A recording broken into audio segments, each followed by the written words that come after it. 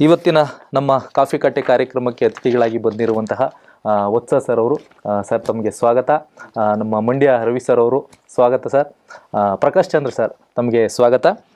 ನೋಡಿ, ಇವತ್ತಿನ ಪತ್ರಿಕೆಯನ್ನು ತೆರೆದೊಡನೆ ನಮ್ಮ ಕಣ್ಣಿಗೆ ಕಾಣ್ತಾ ಇದೆ, ಮಾತು ವಿಷವಾಗದಿರಲಿ, ಮಾತು ವಿಷವಾಗದಿರಲಿ. ಅಧಿವೇಶನದಲ್ಲಿ ಒಂದು ದ್ವೇಷ ಭಾಷಣದ ನಿಯಂತ್ರಣದ ವಿಧೇಯಕದ ಮಂಡನೆ ಆಗಿರುವಂತಹದ್ದು.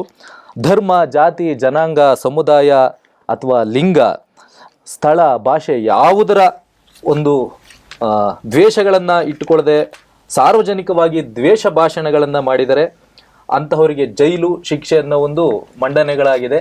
ಇದು ತುಂಬ ಸ್ವಾಗತಾರ್ಹ ಮತ್ತು ಬೇಕಾಗಿದ್ದಂಥದ್ದು. ಇವತ್ತಿನ ಏನು ಒಂದಷ್ಟು ಮನುಷ್ಯನ ಹದಗೆಟ್ಟ ಮನಸ್ಥಿತಿ ಇದೆ, ದ್ವೇಷ. ಮನುಷ್ಯನಿಗೆ ಒಬ್ಬನ ನಾವು ಎಲ್ಲಾ ಕಡೆಯಿಂದನೂ ಸೋಲಿಸ್ತಕ್ಕಾಗ್ದಲೇ ಇದ್ದಂತಾಗ ನಾವು ಅಪಪ್ರಚಾರಗಳು, ದ್ವೇಷಗಳನ್ನ ಮಾಡ್ಲಿಕ್ಕೆ ಪ್ರಾರಂಭ ಮಾಡ್ತೀವಿ. ಇಲ್ಲ, ಇದು ಒಳ್ಳೆ ಮಸೂದೆ. ನಾವತ್ತು ಸಾಕಷ್ಟು ನಾವು ಚರ್ಚೆ ಮಾಡಿದ್ದೇವೆ. ಪ್ರಜಾಪ್ರಭುತ್ವದಲ್ಲಿ ವಾಕ್ ಸ್ವಾತಂತ್ರ್ಯ ಇದೆ ಅಂದ್ಬಿಟ್ಟು ಏನ್ ಬೇಕಾದ್ರೂ ಮಾತಾಡೋದಲ್ಲ, ಖಂಡಿತ ಬೇರೆಯವರಿಗೆ ನೋವು ತರಿಸೋದಲ್ಲ. ನಮ್ಮ ಮಾತು ಬಹಳ ತುಂಬಾ ಇಂಪಾರ್ಟೆಂಟ್. ಒಂದ್ಸಲ ಮಾತಾಡ್ಬಿಟ್ರೆ ಮಾತಾಡಿದ್ರೆ ಹೋಯ್ತು, ಮುತ್ತು ಹೊಡೆದ್ರೆ ಹೋಯ್ತು ಅಂತ ಹೇಳ್ತಾರೆ. ಆ ಸಂದರ್ಭದಲ್ಲಿ ಮಾತು ತನ್ನ ಇಚ್ಛೆ ಬಂದಂಗೆ ಅದಕ್ಕೊಂದು ಒಂದು ಕಟ್ಟುನಿಟ್ಟಾದಂಥ ಕ್ರಮ ಬೇಕು. ಮತ್ತು ಇದು ಎಲ್ಲರ ಮುಂದೆ ಅಥವಾ ಇಡೀ ನಮ್ಮ ರಾಜ್ಯಕ್ಕೆ, ಇಡೀ ದೇಶಕ್ಕೆ ಗೊತ್ತಾಗುವ ಹಾಗೆ ನಡ್ಕೊಳ್ಳುವಂಥದ್ದು ತಪ್ಪು. ಮಸೂದೆ ತಂದಿರೋದು ಒಳ್ಳೆಯದೇ. ಅದು ಸಾಕಷ್ಟು ಸಲ ನಾವು ಚರ್ಚೆ ಮಾಡಿದ್ದೇವೆ, ಕಳೆದ ಸಂಚಿಕೆಗಳೆಲ್ಲ ಮಾತಾಡಿದ್ದೀವಿ. ನಿಜವಾಗಿಯೂ ಆ ತೂಕವಾದಂಥ ಒಂದಷ್ಟು ಮಾತುಗಳು ನಮಗೆ ಬೇಕಾಗತ್ತೆ. ಆಮೇಲೆ ಎದುರುಗಡೆ ಇರತಕ್ಕಂಥ ವ್ಯಕ್ತಿನ ನಾನು ಮೆಚ್ಚಿಸೋದಕ್ಕೋಸ್ಕರ ನಾನು ಮಾತಾಡೋದಲ್ಲ. ಯಾವಾಗಲೂ ನನ್ನ ಅಂತರಂಗದಲ್ಲಿ ನನ್ನ ಆತ್ಮ ಏನು ಹೇಳುತ್ತೆ ಅದನ್ನ ಪ್ರಕಾರ ನಾವು ಮಾತಾಡಬೇಕಾಗತ್ತೆ. ನಾವ್ಯಾಕೆ ಅವ್ರನ್ನ ಮನಸ್ಸು ನೋಯಿಸೋಣ, ನಾವ್ಯಾಕೆ ಅವ್ರಿಗೆ ಇನ್ನೊಬ್ಬರಿಗೆ ತೊಂದರೆ ಕೊಡೋಣ? ಇವರು ಬೇಳೆ ಬೇಯಿಸ್ಕೊಳ್ಳೋದಕ್ಕೋಸ್ಕರ ಸಾಮಾನ್ಯ ಜನಗಳನ್ನ ಎತ್ತಿಕ್ಕಿ ಅವ್ರಿಗೆ ವಿರುದ್ಧ ಇವರು ಮಾತಾಡ್ತಾ ಇದ್ದಾರೆ ಅಷ್ಟೇ ಬಿಟ್ರೆ, ಯಾವುದೇ ಕಾರಣಕ್ಕೂ ಪ್ರತಿಯೊಬ್ರು ಕೂಡ ಅವ್ರದೇ ಆದಂತ ಗಾಂಭೀರ್ಯತೆಯನ್ನ ಮಾತುಗಳಲ್ಲಿ ಉಳಿಸ್ಕೋಬೇಕಾಗಲ್ಲ. ಇದ್ರ ದುಷ್ಪರಿಣಾಮ ಹೇಗೆ ಅಂದ್ರೆ, ನಾನು ಮೊನ್ನೆ ಒಂದು ಸಮುದಾಯದ ಒಂದು ಏನು ಪರಂಪರಾಗತವಾಗಿ ಬಂದಿರುವಂತಹ ವೃತ್ತಿಗಳಿದಾವೆ, ನಿಜವಾಗ್ಲೂ ಇವತ್ತಿನ ವೃತ್ತಿಗಳು ಎಳಿತಾ ಇದಾವೆ. ಅವ್ರು ಹೇಳಿದ್ರು, ಈ ನಿಂದನೆಯ ಮಾತುಗಳು, ಈ ಜಾತಿ ನಿಂದನೆಗಳು, ಈ ತರದ್ದು ನಮ್ಗೆ ಅಲ್ಲಿ ಕೆಲಸ ಮಾಡಕ್ ಸ್ವಾಭಿಮಾನ ಕೊಡ್ತಾ ಇಲ್ಲ, ನಮ್ಗೆ ಅವಮಾನಗಳಾಗ್ತಾ. ಹಂಗಾಗಿ ನಮ್ಮ ಮಕ್ಕಳು ಇದನ್ನ ಮುಂದುವರ್ಸ್ಕೊಳಕ್ ಹೋಗ್ತಾ ಇಲ್ಲ. ಇದನ್ನ ಇವತ್ತು ನಾವು ಕೈ ಬಿಟ್ಟು ಹೋಗ್ತಾ ಇದೀವಿ. ನಮ್ಮ ಸಂಸ್ಕೃತಿ, ನಮ್ಮ ಪರಂಪರೆಗಳಿಗೆ ಈ ನಿಂದನೆಗಳು ಒಂದಷ್ಟು ಹೊಡೆತ ಬೀಳ್ತವೆ ಅಂತ ಖಂಡಿತವಾಗ್ಲೂ ನಾವು ಈ ಒಂದು ಇದರಿಂದನಾದ್ರೂ ನಾವು ಅರ್ಥ ಮಾಡ್ಕೊಂಡು, ಖಂಡಿತವಾಗ್ಲೂ ಇದನ್ನ ಅರ್ಥ ಮಾಡ್ಕೊಬೇಕು ನಾವು. ಖಂಡಿತ.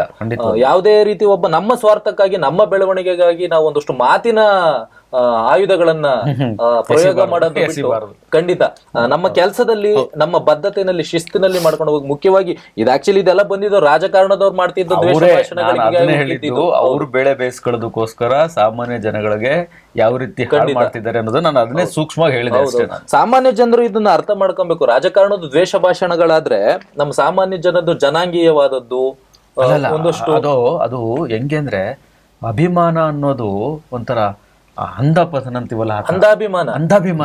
ಅಂದ್ರೆ ಸುಮ್ಮನೆ ಈಗ ಎಷ್ಟೋ ಜನ ನೋಡಿ, ಎಷ್ಟೋ ಜನ ಆ ವ್ಯಕ್ತಿ ಅವನು ಕೆಟ್ಟೋನು ಅಂತ ಇಡೀ ಸೊಸೈಟಿನಲ್ಲಿ ಅವರೇ ಬಿಂಬಿಸ್ಕೊಂಡಿದ್ರು ಕೂಡ ಅವನಿಗೆ ಅಭಿಮಾನಿಯಾಗಿ ಕೂತಿರ್ತಾರೆ. ಖಂಡಿತ. ಸೊ ಇದು ನಮ್ಮ ದುರಂತ. ಸೊ ಅದು ಆಗಬಾರ್ದು. ಈಗ ನೀವ್ ಯಾಕೆ ಹಂಗಾರೆ ನಿಮ್ಮ ಅಪ್ಪ ಅಮ್ಮನ ಯಾಕೆ ಪ್ರೀತಿ ಮಾಡಲ್ಲ? ಹೌದು. ನಿಮ್ಮ ಅಪ್ಪ ಅಮ್ಮನ ಯಾಕೆ ನೀವು ಅಭಿಮಾನದಿಂದ ನೋಡಲ್ಲ? ನಿಮ್ಮ ಅಪ್ಪ ಅಮ್ಮ ಹೇಳಿದ ಮಾತು ಯಾಕೆ ನೀವು ಕೇಳಲ್ಲ? ಆದ್ರೆ ಅದೇ ಒಬ್ಬ ನೀವು ನಂಬೋದು ಅನ್ನೋದಕ್ಕಿಂತ ಅವನನ್ನ ಓಲೈಸ್ಕೊಳ್ಳೋದಕ್ಕೋಸ್ಕರ ಅಥವಾ ಅವರಿಂದ ಇವ್ನಿಗೆ ಏನೋ ಲಾಭ ಸಿಗ್ತಾ ಇರ್ತದೆ ಅನ್ನೋ ಕಾರಣಕ್ಕೋಸ್ಕರ ಅದನ್ನೇ ಮಾಡ್ಕೊಂಡು ಹೋಗ್ತಾ ಇರ್ತಾರೆ. ಇದು ಒಂದು ಇಲ್ಲಿಗೆ ಅಂದರೆ ನಾವು ಮುಂದೆ ಹೋಗೋದಕ್ಕೆ ಇದೊಂದು ಪಾಯಿಂಟ್ ಹೇಳ್ಬಿಟ್ಟು, ಇದು ಒಂದು 20-25 ವರ್ಷಗಳ ಹಿಂದೆ ನಿಜವಾಗ್ಲೂ ರಾಜಕೀಯದ ವ್ಯಕ್ತಿಗಳು, ನಾಯಕರು ನಮಗೆ ಮಾದರಿಯಾಗಿದ್ರು. ಇವತ್ತು ತೀರಾ ಕಳಪೆ ಮಟ್ಟದಲ್ಲಿ ಯಾವೊಬ್ಬ ರಾಜಕೀಯ ವ್ಯಕ್ತಿಯನ್ನು ನಾವು ರೋಲ್ ಮಾಡಲ್ ಅಂತಲ್ಲ. ನೀವು ಯಾವುದೇ ಕ್ಷೇತ್ರ ತಗೊಂಡ್ರು ನಮಗೆ ಮಾದರಿಯಾಗಿ ತಗೊಳ್ಳೋದಿಕ್ಕೆ ಯಾರು ಇಲ್ಲ. ಖಂಡಿತ ಯಾರು ಇಲ್ಲ. ಯಾವುದೇ ಕ್ಷೇತ್ರ ಹುಡುಕೊಂಡ್ ಬನ್ನಿ ಸರ್, ಖಂಡಿತ. ಈ ನಾವು ನಮ್ಮ ಮುಂಜಾನೆ ಮಾತು ಇದೆಯಲ್ಲ, ಈ ಸುದ್ದಿ ಇದಕ್ಕೆ ಸೂಕ್ತವಾಗಿದೆ. ಖಂಡಿತ ನೋಡಿ, ಇಲ್ಲ ಅಂತರಂಗದ ಸರಳತೆ ಬೆಳೆಸ್ಕೊಂಡು ಬಹಿರಂಗದಲ್ಲಿ ಉಳಿಸ್ಕೊಂಡಾಗ ಅಂದ್ರೆ ಅದ ಅರ್ಥ ಏನು ಅಂತಂದ್ರೆ, ಈಗ ನಮ್ಮಲ್ಲಿ ಏನಾಗಿದೆ ಅಂದ್ರೆ, ರಾಜಕಾರಣ ಒಂದೇ ಅಂತಲ್ಲ, ಈಗ ಧಾರ್ಮಿಕ ಇನ್ನೊಂದು ಬೇರೆ ಬೇರೆ ಕಾರಣಗಳಿಗಾಗಿ ಜಾತಿ ಧರ್ಮ ಆಮೇಲೆ ಸಮುದಾಯಗಳ ನಡುವೆ, ಆಮೇಲೆ ಈ ಜನರ ನಡುವೆ ಅಶಾಂತಿ ಸೃಷ್ಟಿ ಮಾಡುವಂಥ ಪ್ರಯತ್ನ ನಡೀತಾ ಇದೆ. ಈಗ ನೀವು ರಾಜಕೀಯ ಒಂದೇ ಅಲ್ಲ, ಬೇರೆ ಬೇರೆ ಸಂಘಟನೆಗಳಿರ್ಬೋದು, ಅದು ಯಾವುದೇ ಸಂಘಟನೆಯಲ್ಲಿ, ಮತೀಯ ಅಥವಾ ಇನ್ಯಾವುದೇ ಸಂಘಟನೆ ಇರ್ಬೋದು, ಜಾತಿ ಧರ್ಮ, ಈ ಸಂದರ್ಭ ಬಂದಾಗ ಏನಾಗುತ್ತೆ, ಈ ಥರ ಆದಾಗ ಒಂದು ಸರಿ ಅದು ಕಿಚ್ಚು ಒಂದ್ಸರಿ ಬೆಂಕಿ ಹೊತ್ಕೊಂಡಾಗ ಆರಿಸೋದು ಕಷ್ಟ. ನೋಡಿ, ಇಂಥದ್ರ ಮಧ್ಯೆ ನಮ್ಮ ಭಾರತ ದೇಶ ಸಂಭ್ರಮ ಪಡುವಂತಹ, ಹೆಮ್ಮೆ ಪಡುವಂತಹ ಮತ್ತೊಂದು ದೀಪಾವಳಿಗೆ ಜಾಗತಿಕ ಗರಿ. 16ನೇ ನಮ್ದು ಜಗತ್ತಿನ ಮಟ್ಟದಲ್ಲಿ ಯುನೆಸ್ಕೋಗೆ ಸೇರಿರುವಂತದ್ದು 16ನೇದಾಗಿ ದೀಪಾವಳಿ ಹಬ್ಬ. ಎಷ್ಟ ಹೆಮ್ಮೆ ಪಡುವಂತ ವಿಚಾರ. 20ನೇ ಅಧಿವೇಶನದಲ್ಲಿ ಘೋಷಣೆ, ಪ್ರಧಾನಿ ನರೇಂದ್ರ ಮೋದಿ ಸೇರಿದಂತೆ ಎಲ್ಲಾ ಗಣ್ಯರು ಹರ್ಷವನ್ನು ಸೂಚಿಸಿರುವಂತಹ, ನಾವೆಲ್ಲರೂ ಹೆಮ್ಮೆ ಪಡಬೇಕಾದಂತಹ ದೀಪಾವಳಿ ಸರ್. ಅದು ನೋಡಿ, ನಮಗೆ ಪೌರಾಣಿಕ ಹಿನ್ನೆಲೆಗಳಿಂದನೂ ಬರ್ತದೆ ದೀಪಾವಳಿ. ಅಂಥದ್ದು ಇವತ್ತು ಜಗತ್ತಿನ ಮಟ್ಟಿಗೆ ಗುರುತಿಸ್ಕೊತದೆ ಅಂದ್ರೆ ನಮ್ಮ ಭಾರತದ ಸಂಸ್ಕೃತಿ ಮತ್ತೆ ನಮ್ಮ ಒಂದು ಬದುಕು, ನಮ್ಮ ಪರಂಪರೆ, ಮತ್ತೆ ಇನ್ನೊಂದಷ್ಟು ಆಧ್ಯಾತ್ಮಿಕವಾದಷ್ಟೇ ಕತ್ತಲೆಯಿಂದ ಬೆಳಕಿನೆಡೆಗೆ ಕರೆದುಕೊಂಡು ಹೋಗುವಂತಹ ಒಂದು ಹಬ್ಬ ಇದು. ನಾವು ನಿಜವಾಗ್ಲೂ ಹರ್ಷ ಪಡುವಂತದ್ದು ಮತ್ತೆ ಅರ್ಥ ಮಾಡ್ಕೊಬೇಕಾಗಿದ್ದು. ನಾವು ದೀಪಾವಳಿನ ಬರೇ ಡಮ್ ಡುಮ್ ಪಟಾಕಿ ಓಡಿಸ್ಬಿಟ್ಟು ಸಿಡಿಸ್ಬಿಟ್ಟು ಮಾಡುವಂತದ್ದಲ್ಲ. ಹೌದು, ಅಲ್ಲ, ಇಡೀ ಜಾಗತಿಕ ಮಟ್ಟದಲ್ಲೇ ದೀಪಾವಳಿಯನ್ನ ಪುರಸ್ಕಾರ ಮಾಡಿದೆ ಅಂತಂದ್ರೆ ನಮ್ಮೆಲ್ರಿಗೂ ಹರ್ಷ ಪಡುವಂಥದ್ದೇ. ಮತ್ತೆ ಅದರ ನಿಜವಾದ ಅರ್ಥವನ್ನ ಇಡೀ ಪ್ರಪಂಚ ಅರ್ಥ ಮಾಡ್ಕೊಂಡಿದೆ. ಸೊ ಹಾಗಾಗಿ ಬೆಳಕಿನ ಹಬ್ಬವನ್ನ ನಮ್ಮ ರಿಚುವಲ್ಸ್ ಹೆಂಗಿರುತ್ತೆ ಅಂದ್ರೆ, ನಮ್ಮ ಭಾರತದ ಪ್ರತಿಯೊಂದು ರಿಚುವಲ್ಸ್ ಹೇಗಿರುತ್ತೆ, ಅದು ಪ್ರತಿಯೊಂದಕ್ಕೂ ನಿಮ್ಗೆ ಒಂದೊಂದು ಅರ್ಥಗಳು ಬರ್ತವೆ. ಒಂದು ಹಬ್ಬಕ್ಕೂ ಒಂದು ಅರ್ಥ ಇದೆ. ಈಗ ಇನ್ನೂ ಸೂಕ್ಷ್ಮವಾಗಿ ಹೇಳ್ಬೇಕು ಅಂದ್ರೆ, ನಾವು ಯಾಕೆ ನಾವು ಭಾರತೀಯರು ಅಂತ ಹೇಳ್ಕೊಳ್ಳೋದಕ್ಕೆ ನಮ್ಗೆ ತುಂಬಾ ಖುಷಿ ಆಗುತ್ತೆ ಅನ್ನೋದಾದ್ರೆ, ನಮ್ಮ ರಾಮಾಯಣ ಮಹಾಭಾರತ ನೀವು ಅದನ್ನ ನೀಟಾಗಿ ಓದಿದ್ರೆ, ಪುಷ್ಪಕ ವಿಮಾನದ ಕಲ್ಪನೆ ಅವಾಗ್ಲೇ ಇತ್ತು ಅಂತ ಅಂದ್ರೆ ಅಲ್ವಾ? ಅದನ್ನ ಆಲೋಚನೆ ಮಾಡಿ. ಹೌದು, ಅವತ್ತಿನ ಕಾಲದಲ್ಲೇ ಪುಷ್ಪಕ ವಿಮಾನದ ಕಲ್ಪನೆ ಇತ್ತು.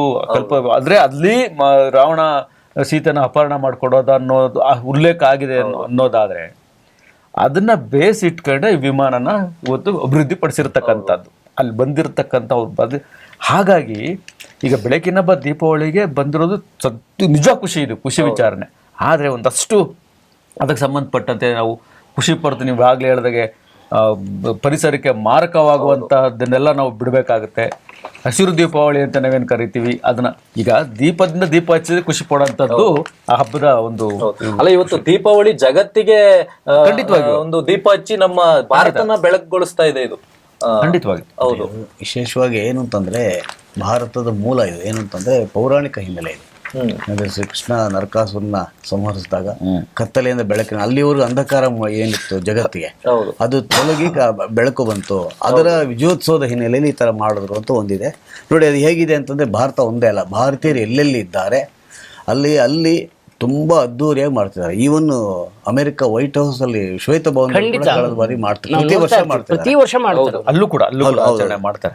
ನೋಡಿ, ಇದೇನಂದ್ರೆ, ಕತ್ತಲೆಯಿಂದ ಬೆಳಕಿನತ್ತ, ಅಜ್ಞಾನದ ಜ್ಞಾನದೆಡೆಗೆ, ಕೆಡುಕಿನಿಂದ ಒಳಿತಿನೆಡೆಗೆ ಸಂಕಲ್ಪಿಸುವ ಪ್ರೇರಣೆ ನೀಡುವ ಧಾರ್ಮಿಕ ಮತ್ತು ಸಾಂಸ್ಕೃತಿಕ ಮಾಧ್ಯಮ. ವಿಶೇಷವಾಗಿ ಈಗ ಇತ್ತೀಚಿನ ದಿನಗಳಲ್ಲಿ ಅಯೋಧ್ಯೆಯಲ್ಲಿ ದೀಪಾವಳಿ ದಿನ ಕೋಟ್ಯಂತರ ದೀಪಗಳನ್ನ ಹಚ್ಚಿ ಕಳೆದ ಬಾರಿ ವಿಶ್ವ ದಾಖಲೆ ಆಗಿದೆ. ಹೌದು. ಸೊ ಅದರ ಹಿನ್ನೆಲೆಯಲ್ಲಿ ಈ ಥರದೊಂದು ನಮಗೆ ಗರಿಮೆ ಆಗಿರೋದು ಒಳ್ಳೆಯದು. ರಾಜ್ಯದಲ್ಲೂ ಕೂಡ 4-5 ಯುನೆಸ್ಕೋ ಕೇಂದ್ರಗಳಿವೆ. ಬೇಲೂರು ಹಳೆಬೀಡು ಇರ್ಬೋದು, ಹೌದು, ಆಮೇಲೆ ಹಂಪಿ.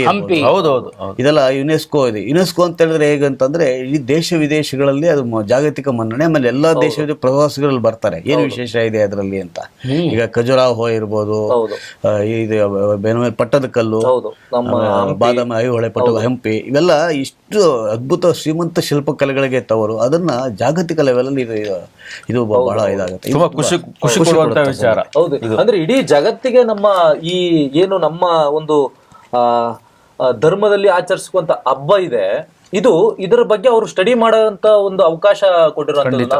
ಇದ್ರ ಮಹತ್ವ ಏನಿದೆ, ನಾವು ಯಾಕೆ ಹಬ್ಬಗಳು ಮಾಡ್ಬೇಕು, ನಾವೊಂದಷ್ಟು ಭಾರತೀಯರು ಮತ್ತೊಂದಷ್ಟು ಇದ್ರ ಬಗ್ಗೆ ಈ ವಿಚಾರದಲ್ಲಿ ನಮ್ಮ ಹಬ್ಬಗಳನ್ನ ಒಂದಷ್ಟು ಅದನ್ನ ಅರ್ಥಪೂರ್ಣವಾಗಿ ಅರ್ಥ ಮಾಡ್ಕೊಂಡು ಮಾಡೋದ್ರ ಇನ್ನೊಂದಷ್ಟು ಮಹತ್ವ. ಜಗತ್ತು ಸುಮ್ಮನೆ ಯಾವ್ದನ್ನು ಮೆಚ್ಚೋದಿಲ್ಲ. ದೀಪಾವಳಿ ಜೊತೆಗೆ ಬೇರೆ ಈಗ ಕುಟ್ಯಾತ್ತಂ ರಂಗ ಸಂಸ್ಕೃತ ರಂಗಭೂಮಿ, ವೇದ ಪಠಣ, ಗರ್ವಾಲ್ನ ರಾಮನ್ ಹಬ್ಬ, ರಾಮಲೀಲಾ, ರಾಜಸ್ಥಾನದ ಕಲ್ಮೇಲಿಯಾ, ಕೇರಳದ ಮುಡಿಯಟ್ಟು, ಲಡಾಖ್ನ ಬೌದ್ಧ ಘೋಷಗಳು, ಅಂದ್ರೆ ದುರ್ಗಾ ಪೂಜೆ, ಕುಂಭಮೇಳ, ಇವೆಲ್ಲ ಈ ಇದಕ್ಕೆ ವಿಶ್ವ ಪರಂಪರೆ. ನೋಡಿ, ಇಷ್ಟೆಲ್ಲ ಪಟ್ಟಿ ನಿಜಲ್ಲೂ ಖುಷಿ ಕೊಡ್ತಾ ಇದೆ. ಎಲ್ಲೋ ಒಂದ್ ಕಡೆ ಮನಸ್ಸಿಗೆ ಒಂದ್ ಸ್ವಲ್ಪ ನೋವು ಕೂಡ ಆಗುತ್ತೆ. ಯಾಕೆಂತಂದ್ರೆ ನಮ್ಮ ಸಂಸ್ಕೃತಿ ಸಂಪ್ರದಾಯಗಳನ್ನ ವಿದೇಶ ಪ್ರಜೆಗಳೇ ಒಪ್ಕೊಳ್ಳಕ್ ರೆಡಿ ಇದ್ದಾಗ ನಮ್ಮಲ್ಲೇ ಇರ್ತಕ್ಕಂಥವ್ರು ಅದ್ರ ಬಗ್ಗೆ ವಿರುದ್ಧವಾಗಿ ಮಾತಾಡೋದು, ಹೌದು, ಇದ್ರ ಬಗ್ಗೆ ತುಂಬಾ ನೋವಿದೆ. ಖಂಡಿತ ಸರ್. ಇಲ್ಲ, ನಾವು ಕುವೆಂಪುನ ಓದ್ಬೇಕು. ಕುವೆಂಪು ಖಂಡಿತವಾಗ್ಲೂ ಇವನ್ನೆಲ್ಲ ಅವ್ರದೇ ಆದ ರೀತಿ ಯಾವ್ದನ್ನು ಅವರು ಒಪ್ಕೊಂಡ್ದಿಲ್ರು, ಅವರು ತಿರಸ್ಕಾರ ಮಾಡ್ತಿಲ್ಲ. ಅವ್ರದೇ ಆದ ರೀತಿನಲ್ಲಿ ಆಚರಣೆಗಳಿಗೆ ಮಹತ್ವ ಕೊಟ್ರು.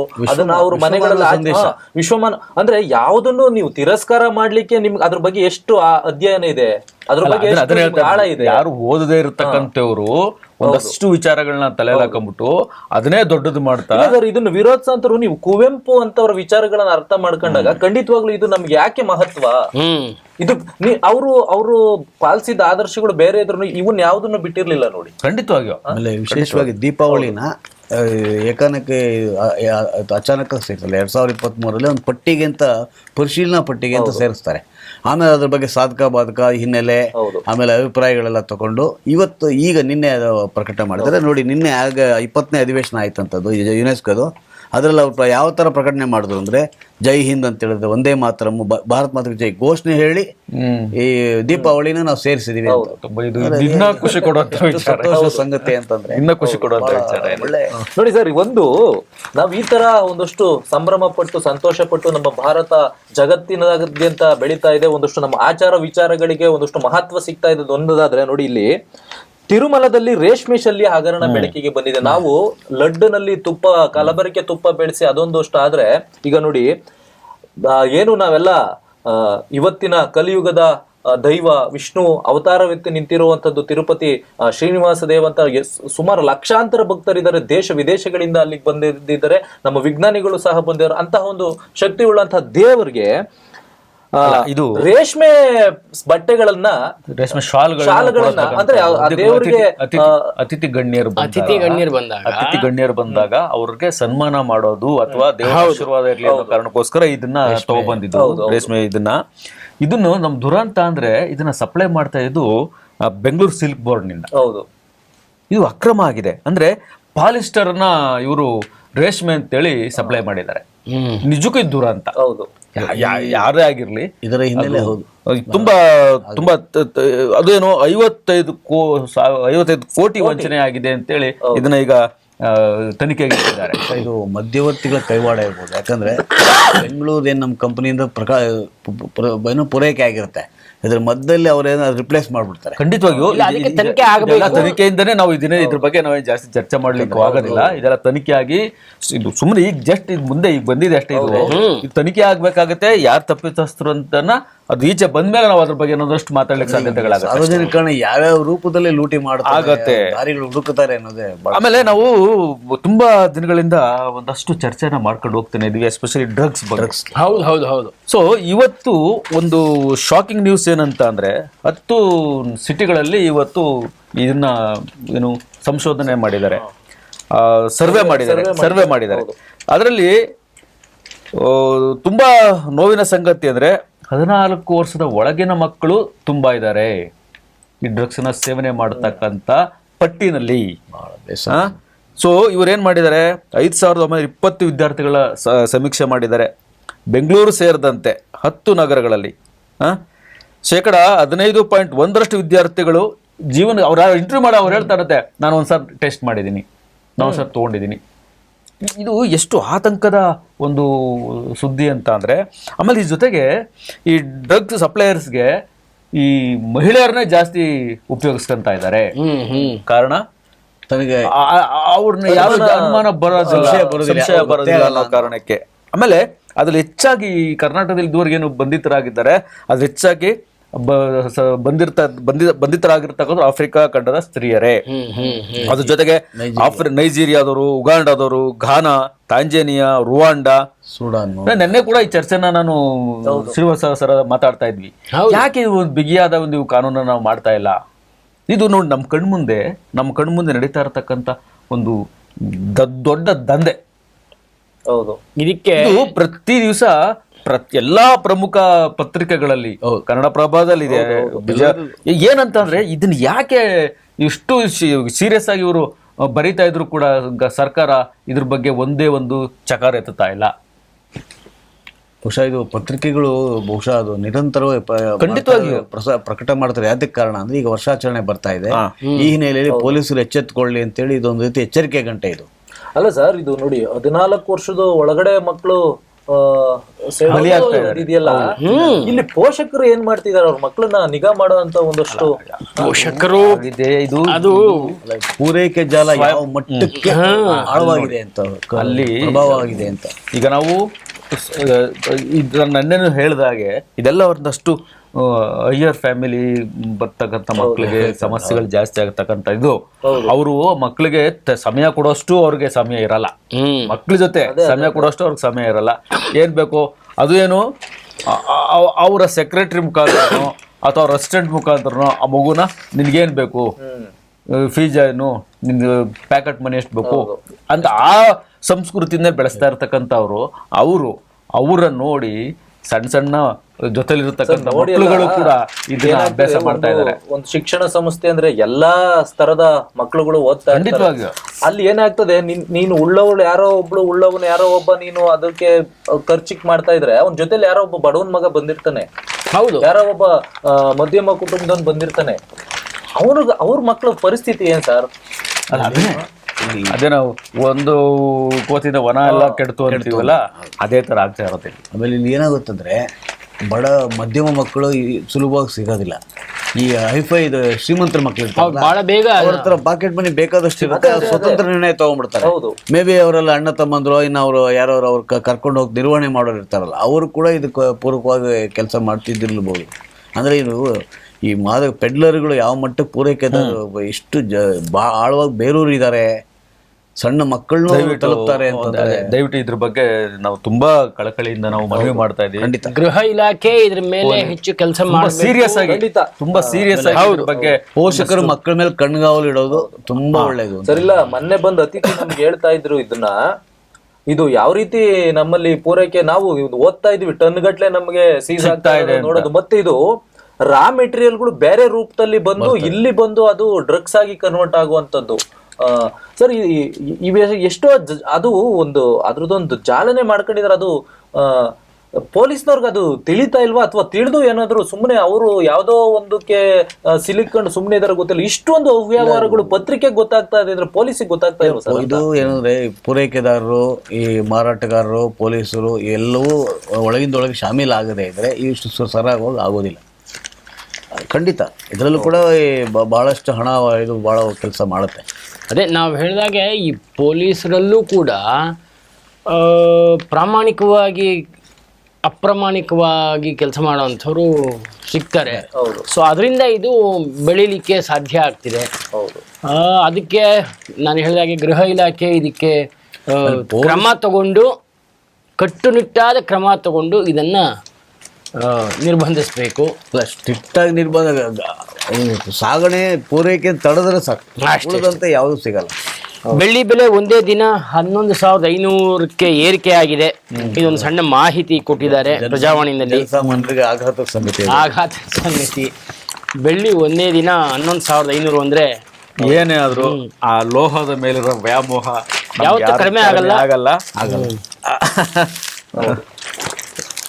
ನೋಡಿ, ಇದು ಸಿಟಿ ಪಾರ್ಕಿಂಗ್ ಫಜೀತಿ, ಏನು ಸಿಟಿ ಪಟ್ಟಣದಲ್ಲೂ ಪಾರ್ಕಿಂಗ್ಗಳ ಫಜೀತಿ. ಇದು ಒಂದು ಪಾರ್ಕಿಂಗ್ದು ಒಂದು ಇದೆಯಲ್ಲ ಸರ್, ಈಗ ಏನಾಗಿದೆ, ಒಂದು ಮನೆ ಇದ್ರೆ ಮೊದಲು ನಾವು ಒಂದು ಬೈಕು ಒಂದು ಕಾರ್ ಇತ್ತು. ಇವತ್ತು ಮನೆಗೆ 2 3 ಕಾರು 7-8 ಬೈಕ್ಗಳಾಗಿರೋದ್ರಿಂದ ಸಿಟಿ ಪಾರ್ಕಿಂಗ್ ಪರಿಸ್ಥಿತಿ ಇದೆಯಲ್ಲ ಇವತ್ತು, ಅದು ನೋಡಿ, ಇವತ್ತಿನ ಜನರಿಗೆ ರಸ್ತೆ ಬದಿ ವಾಹನ ನಿಲ್ಲಿಸುವ ಅನಿವಾರ್ಯತೆ, ಬೆಂಗಳೂರೇತರ ಕಡೆಯಲ್ಲೂ ಹದಗೆಟ್ಟ ಸಂಚಾರ ವ್ಯವಸ್ಥೆ.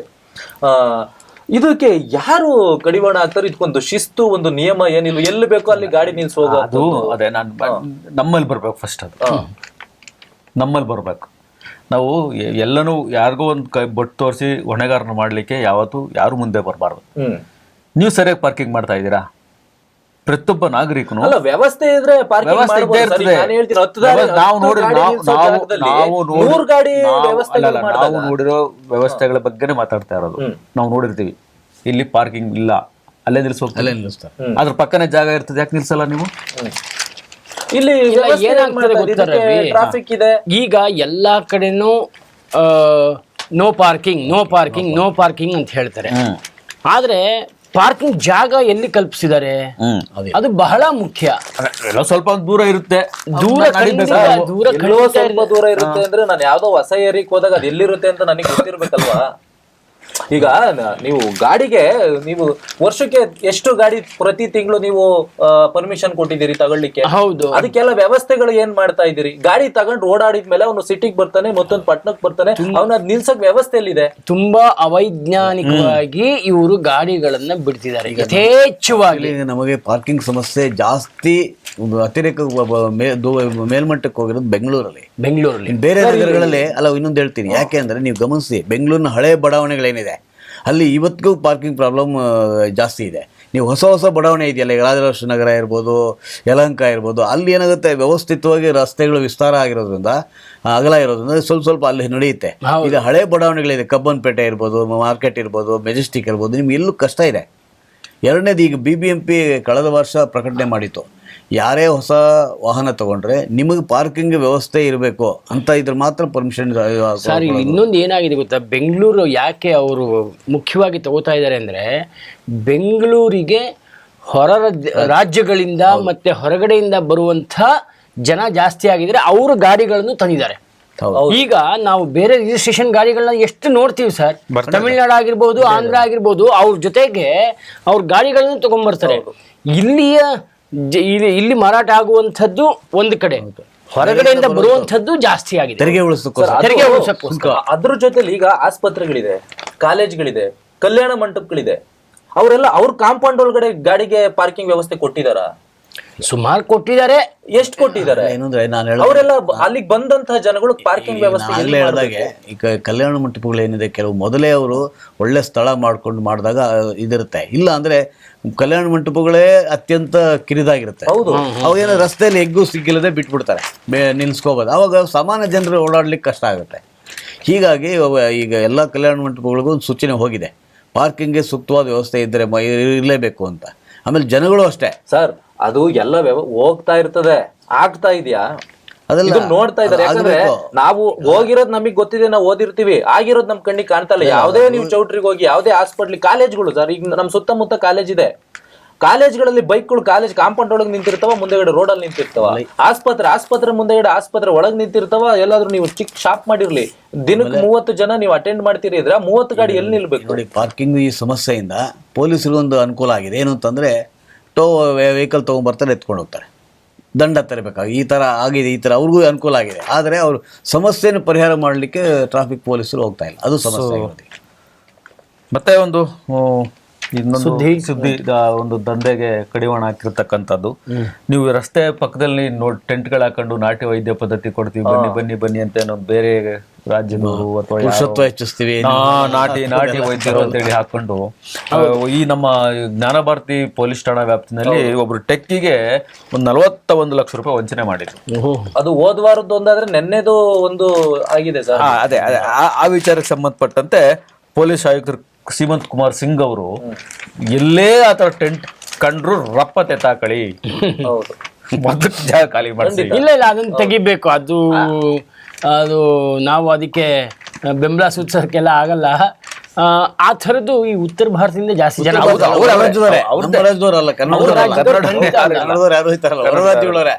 ಹಿಂದಿ ಇಂಗ್ಲಿಷು ಅದೇನೋ ಒಂದು ಹಾಕೊಂಡ್ ಬಿಡ್ತಾರೆ, ಒಂದು ಕನ್ನಡನೂ ಹಾಕೊಂಡ್ಬಿಟ್ಟಿರ್ತಾರೆ ಕೆಲವು ಸಲ. ಕೆಟ್ಟ ಕನ್ನಡ. ಹೌದು. ಅದನ್ನ ಆಫ್ ಮಾಡಿಸಿ ಕೂಡ ಬಂದಿದ್ದೀನಿ. ನಿಮ್ಮ ದೌರ್ಬಲ್ಯ ಸರಿ ಮಾಡ್ತೀವಿ, ಪುರುಷತ್ವ ಹೆಚ್ಚಿಸ್ತೀವಿ, ನಿಮ್ಮ ಆರೋಗ್ಯ ಅದಕ್ಕೆ ನಾವು ಕಡಿವಾಣ ಹಾಕ್ಲೇಬೇಕು. ನಮ್ಮ ಇದೊಂದು ಒಳ್ಳೆ ಸುದ್ದಿ ಮನುಷ್ಯನಲ್ಲಿ ಈ ತರದ್ದೆಲ್ಲ ಪ್ರವೃತ್ತಿ ಜಾಸ್ತಿ, ತಮ್ಮ ಶಕ್ತಿ ಹೆಚ್ಚಿಸ್ಕೋಬೇಕು ಅಂತ ಕೆಲವು ಎಲ್ಲೋ ಒಂದ್ ಕಡೆ ಬೇಸಿಕ್ ಇನ್ಸ್ಟಿಂಕ್ಟ್ ಅಂತಾರೆ, ಒಳಗಡೆ ಇರುತ್ತೆ, ಈ ಮೊರೆ ಹೋಗ್ತಾರೆ. ಹೌದು.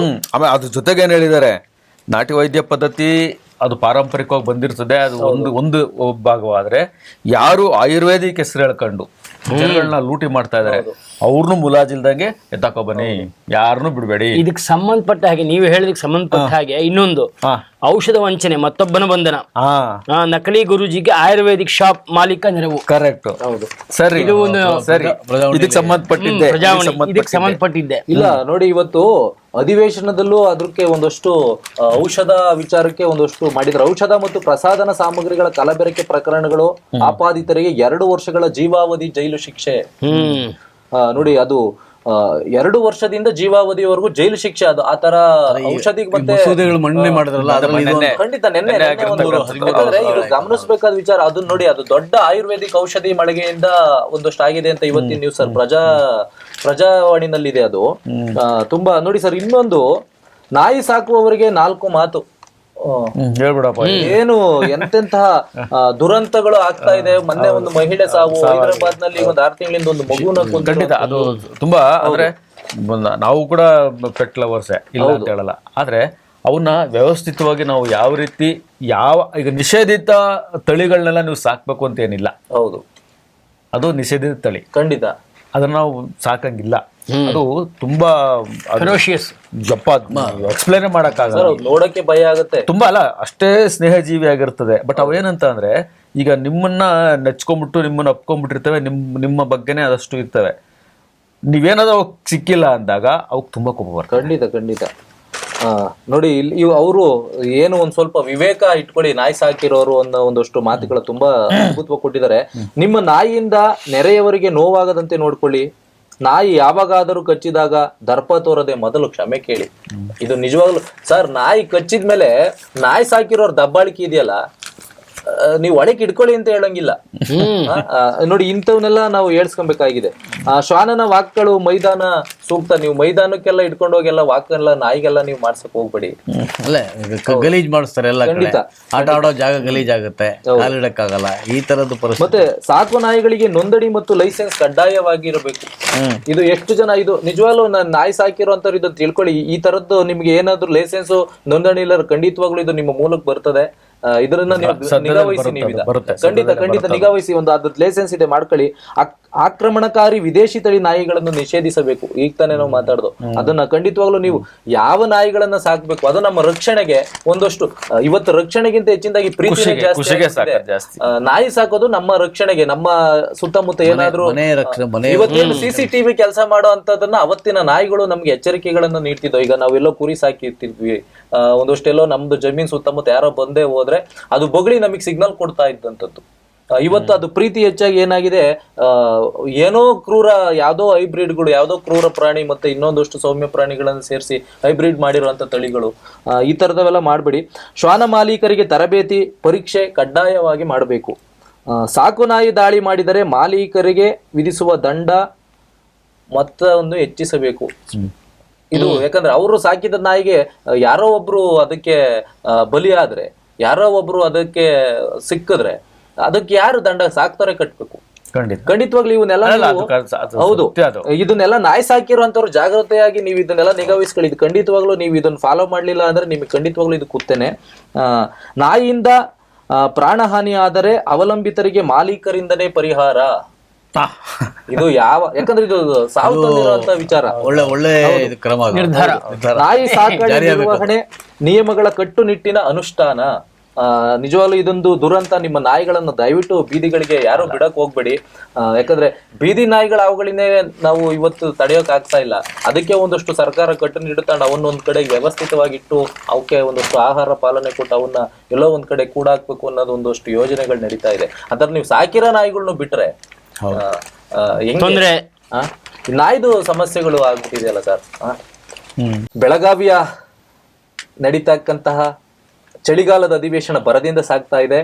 ವಿಕಾಸ ಏನು ನಮ್ಮ ಸುವರ್ಣ ವಿಕಾಸಸೌಧದಲ್ಲಿ ಸನ್ಮಾನ್ಯ ಮುಖ್ಯಮಂತ್ರಿಗಳು ಕಾರಂಜಿಯನ್ನು ಸಹ ಉದ್ಘಾಟನೆ ಮಾಡಿ ಅದು ಜಗಮಗಿಸ್ತಾ ಇದೆ.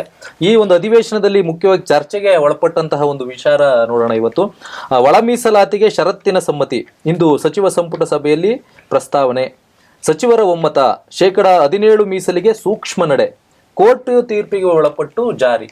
ಪ್ರಕಾಶ್, ಅದು ವಿಜಯವಾಣಿನಲ್ಲಿ ತುಂಬಾ ಚೆನ್ನಾಗಿದೆ. ಇದು ಆಕ್ಚುಲಿ ತುಂಬಾ ಕಾನೂನಿನ ಬಹಳ ಇದು ಹಗ್ಗ ಜಗ್ಗಾಟ ರಂಪಾಟ ನಡೆದಿದೆ. ಏನಂದ್ರೆ 17% ಜಾತಿ ಉಪಜಾತಿಗಳಿಗೆ ಒಳ ಮೀಸಲಾತಿ ಕೊಡ್ಬೇಕು ಅನ್ನೋದು, ಯಾರಿಗೆ ವಂಚಿತರಿದ್ದಾರೆ ಅಂಥವ್ರು ಕೊಡಬೇಕು ಅನ್ನೋದು ಮೊದಲಿನ ಇದೆ. ಅದು ಈಗ ನೀವು ಒಳ ಮೀಸಲಾತಿ ಕೊಟ್ಟರೆ ಬೇರೆ ಸಮುದಾಯಗಳು ಅನ್ಯಾಯ ಆಗುತ್ತೆ ಅನ್ನೋದು ಸ್ವಲ್ಪ ಇದಿದೆ. ಬಟ್ ಈ ಕೋರ್ಟ್ ಒಂದು ಸೂಚನೆ ಕೊಟ್ಟಿದೆ. ಆ ಸೂಚನೆ ಪ್ರಕಾರ 17% ಒಳ ಮೀಸಲಾತಿ ಮಾಡಬೇಕು ಅಂತೇಳಿ ಈಗ ಸರ್ಕಾರ ನಿರ್ಧಾರ ತಗೊಂಡಿದೆ. ಅದು ಇವತ್ತು ಅಧಿಕೃತವಾಗಿ ಅದಕ್ಕೆ ಸಚಿವ ಸಂಪುಟದಲ್ಲಿ ನಿರ್ಧಾರ ಆದರೆ ಅದನ್ನು ಸಬ್ಸಿಕ್ವೆಂಟ್ಲಿ ವಿಧಾನಮಂಡಲದಲ್ಲಿ ಅದನ್ನು ಮಸೂದೆ ಇದರಲ್ಲೂ ಪ್ರಕಟಿಸ್ತಾರೆ. ಅದು ಈಗ ಬಹುತೇಕ ಎಲ್ಲ ಸಚಿವ ಎಲ್ಲರೂ ಒಪ್ಕೊಂಡಿದ್ದಾರೆ ಅಂತ ಒಂದು ಸುದ್ದಿ ಇದೆ. ಆಮೇಲೆ ಕೋರ್ಟ್ನ ಏನಿದೆ ನಿರ್ಬಂಧ ಏನಿದೆ ಅದನ್ನು ವ್ಯಾಪ್ತಿಯಲ್ಲಿ ಇತಿಮಿತಿಯಲ್ಲೇ ಮಾಡಬೇಕು ಅಂತೇಳಿ ಒಂದು ಇದಿದೆ. ಎರಡನೇದು ಏನಂತಂದರೆ ಈಗ ರಾಜ್ಯದಲ್ಲಿ ಒಳ ಮೀಸಲಾತಿ ಹೆಚ್ಚಳಕ್ಕೆ ಏನು ಹೈಕೋರ್ಟ್ ತಡೆಯಾಜ್ಞೆ ಕೊಟ್ಟಿಲ್ಲ. ಏನಂದರೆ ನೀವು ವಿವೇಚನೆ ಬಳಸಿ ಅದನ್ನು ಜಾರಿ ಮಾಡಿ ಅಂತ ಹೇಳಿದೆ. ಹೀಗಾಗಿ ಏನಾಗುತ್ತೆ ಅದನ್ನು ಗಮನದಲ್ಲಿ ಇಟ್ಕೊಂಡು ಮಾಡ್ತಾರೆ. ಆಮೇಲೆ ಇದು ಮುಖ್ಯವಾಗಿ ಏನಂತೆ 3 ಅಂಶಗಳು ಇವರು ಮುಂದೆ ಇದೆ. ಏನು ಅಂತಂದರೆ SC ಮೀಸಲು 17%, ಅದಕ್ಕೆ ಅನುಗುಣ ವರ್ಗೀಕರಣ ಕಾಯ್ಕೊಳ್ಬೇಕಂತ ಅದರಲ್ಲಿ ಹೈಕೋರ್ಟು ತೀರ್ಪಿದೆ ಮುಖ್ಯ. ಆಮೇಲೆ 17% ವರ್ಗೀಕರಣ ಅಂತಿಮ ತೀರ್ಪು ಮತ್ತೇನು ಬರುತ್ತೋ ನೋಡಬೇಕು. ಈಗ ನಿರ್ಧಾರ ತಗೊಂಡ್ರೆ ಮತ್ತೆ ಕೋರ್ಟ್ ಅಂತಿಮ ತೀರ್ಪು ಇನ್ನೂ ಬಂದ ನಂತರ ಅವಾಗಿನ ಮಾಡಿಫೈ ಮಾಡಬೇಕು, ಅವಾಗ ನೋಡ್ಕೋಬೇಕಾಗತ್ತೆ. ಆಮೇಲೆ ಇದೆಲ್ಲಾಗುತ್ತೆ, ನೀವು ಒಳ ಮೀಸಲಾತಿ ಕೊಟ್ಟ ತಕ್ಷಣ ನಿಮ್ಗೆ ನೇಮಕಾತಿ ಎಲ್ಲದ್ರ ಮೇಲೂ ಪರಿಣಾಮ ಆಗುತ್ತೆ. ಸೊ ಮುಂದಾಗುವಂಥ ಪರಿಣಾಮಗಳು ಏನಿದೆ ಅದರಿಂದ ಬದಲಾವಣೆಗಳೇನಾಗುತ್ತೆ ವ್ಯವಸ್ಥೆಯಲ್ಲಿ ಅದು ಸರ್ಕಾರ ಭಾಳ ಎಚ್ಚರಿಕೆಯಿಂದ ನಡೆ ಇಡುತ್ತೆ. ಹಾಗಾಗಿ ಇವತ್ತಿಂದು ಅದರ ಮುಖ್ಯವಾಗಿ ಅದೇ ಆಗಿದೆ. ಒಳ ಮೀಸಲಾತಿದು ಇವತ್ತು ಸಚಿವ ಸಂಪುಟದಲ್ಲಿದೆ. ಅದೊಂದು ಮಾತ್ರ ಇವತ್ತು ಬೆಳಗಾವಿಯಲ್ಲಿ ಅಧಿವೇಶನ ಆಗ್ತಿರೋದು ಅಲ್ಲೇ ಸಚಿವ ಸಂಪುಟ ಸಭೆ ಆಗುತ್ತೆ. ಅದೊಂದು ವಿಷಯ. ಆಮೇಲೆ ಈಶ್ವರ್ ಖಂಡ್ರೆ ಅವರು ಅರಣ್ಯ ಒತ್ತುವರಿ ತೆರವಿಗೆ ಶ್ರಮಿಸಿ ಅಂತ ಕರೆ ಕೊಟ್ಟಿದ್ದಾರೆ. ಇದು ಕೂಡ ಬಹಳ ಇದು ತುಂಬಾ ಮಹತ್ವವಾಗಿ ಆಗ್ಬೇಕಾಗಿರುವಂತದ್ದು ಸರ್. ಅದು ಏನಾಗಿದೆ, ಹಿಂದೆ ಒಂದು ಮಾತಿತ್ತು, ಕಾಡೆಲ್ಲ ನಾಡಾಗ್ತದೆ, ನಾಡೆಲ್ಲ ಕಾಡಾಗ್ತದೆ ಅಂತ. ಇವತ್ತು ನಾಡೆಲ್ಲ ಕಾಡಾಗಿಲ್ಲ, ಕಾಡೆಲ್ಲ ನಾಡಂತೂ ಆಗ್ತಾ ಇದೆ. ಹೌದು. ಯಾಕಂದ್ರೆ ಅಲ್ಲಿ ವಾಸಿಸ್ತಕ್ಕ ಇವತ್ತು ನೋಡಿ ಕಾಡಾಲಿಂಗಳ ದಾಳಿ, ಚಿರತೆಗಳು ಊರುಗಳನ್ನ ಹೋಗಿರುವಂತದ್ದು. ಹೌದು. ಒಂದಷ್ಟು ಏನಾಗಿದೆ, ನಾವು ದುರಾಸೆಯಿಂದ ಮನುಷ್ಯ ಕಾಡನ್ನ ಒತ್ತುವರಿ ಮಾಡ್ತಾ ಮಾಡ್ತಾ ಮಾಡ್ತಾ ಕಾಡಿನ ಮಧ್ಯಕಂಠ ಬಂದ್ಬಿಟ್ಟಿದೀವಿ, ಹಂಚಿಗಲ್ಲ. ಹೌದು. ಅದು ಖಂಡಿತವಾಗ್ಲೂ ಅದು ಆಗ್ಬೇಕಾಗಿದೆ ಸರ್. ಅದನ್ನ ಅವರು ಅದನ್ನ ಪ್ರತಿಯೊಬ್ಬರು ತುಂಬಾ ಸೀರಿಯಸ್ ಆಗಿ ಆಲೋಚನೆ ಮಾಡ್ಬೇಕಾಗತ್ತೆ. ಆ ಕಾಡನ್ನು ಮತ್ತೆ ಕಾಡು ಪ್ರಾಣಿಗಳನ್ನ ಅವ್ರ ಪಾಡಿಗೆ ಅವ್ರ ಬಿಟ್ಟರೆ ತುಂಬಾ ಒಳ್ಳೇದು. ಎರಡನೇದು ಏನಾಗುತ್ತೆ ಅಂತ ಅಂದ್ರೆ, ಈಗ ನೀವು ಅಷ್ಟು ಮರಗಳನ್ನ ಕಡಿತಾ ಹೋದ್ರೆ ನಿಮ್ ಮಳೆ ಎಲೆಯಿಂದ ಬರ್ತದೆ. ಸೊ ಇದು ಒಂದಕ್ಕೊಂದು ಚೈನ್ ಲಿಂಕ್ ಇದ್ದಾಗೆ. ಹಾಗಾಗಿ ಈ ತರದ ಒಂದಷ್ಟು ಪ್ರಯತ್ನ ಇದು ಆಗ್ಲೇಬೇಕು. ಇದಕ್ಕೆ ಮುಲಾಜೆ ಇಲ್ಲ.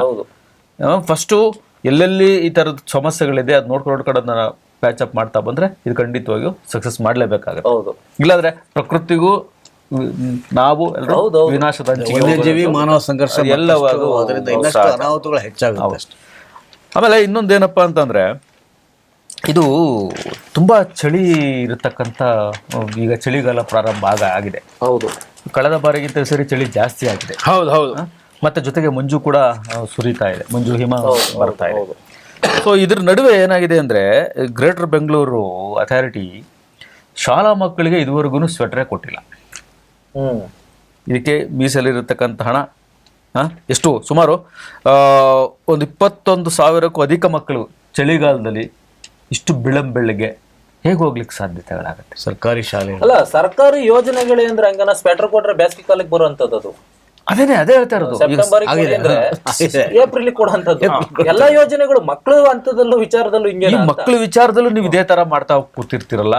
ಮತ್ತೆ ಇದಕ್ಕೆ ಒಂದು ಪ್ರತ್ಯೇಕವಾದಂತ ಒಂದು ಸಂಸ್ಥೆ ಹಾಕ್ಬೇಕು ನಿಮ್ಗೆ. ಇಲಾಖೆ ಹಾಕ್ಬೇಕು ನಿಮ್ಗೆ. ಏನಾಗ್ತಿದೆ ಮತ್ತೆ ಇಲ್ಲಿ? ಅಲ್ಲ, ಶಿಕ್ಷಣ ಇಲಾಖೆ ಏನ್ ಮಾಡ್ತಾ ಇದೆ? ಈಗ ಉಳ್ಳವರು ಶಿವಾಲಯ ಮಾಡುವರು, ಇರೋರು ಅವ್ರ ಮಕ್ಳಿಗೆ ಏನ್ ಬೇಕೋ ದಿಢೀರಂತ ಕೊಡಿಸ್ಬಿಡ್ತಾರೆ. ಇವ್ರು ಎಲ್ಲಿಂದ ತಂದ್ ಮಾಡ್ತಾರೆ? ಕೂಲಿ ಕಾರ್ಮಿಕ ಮಕ್ಕಳು.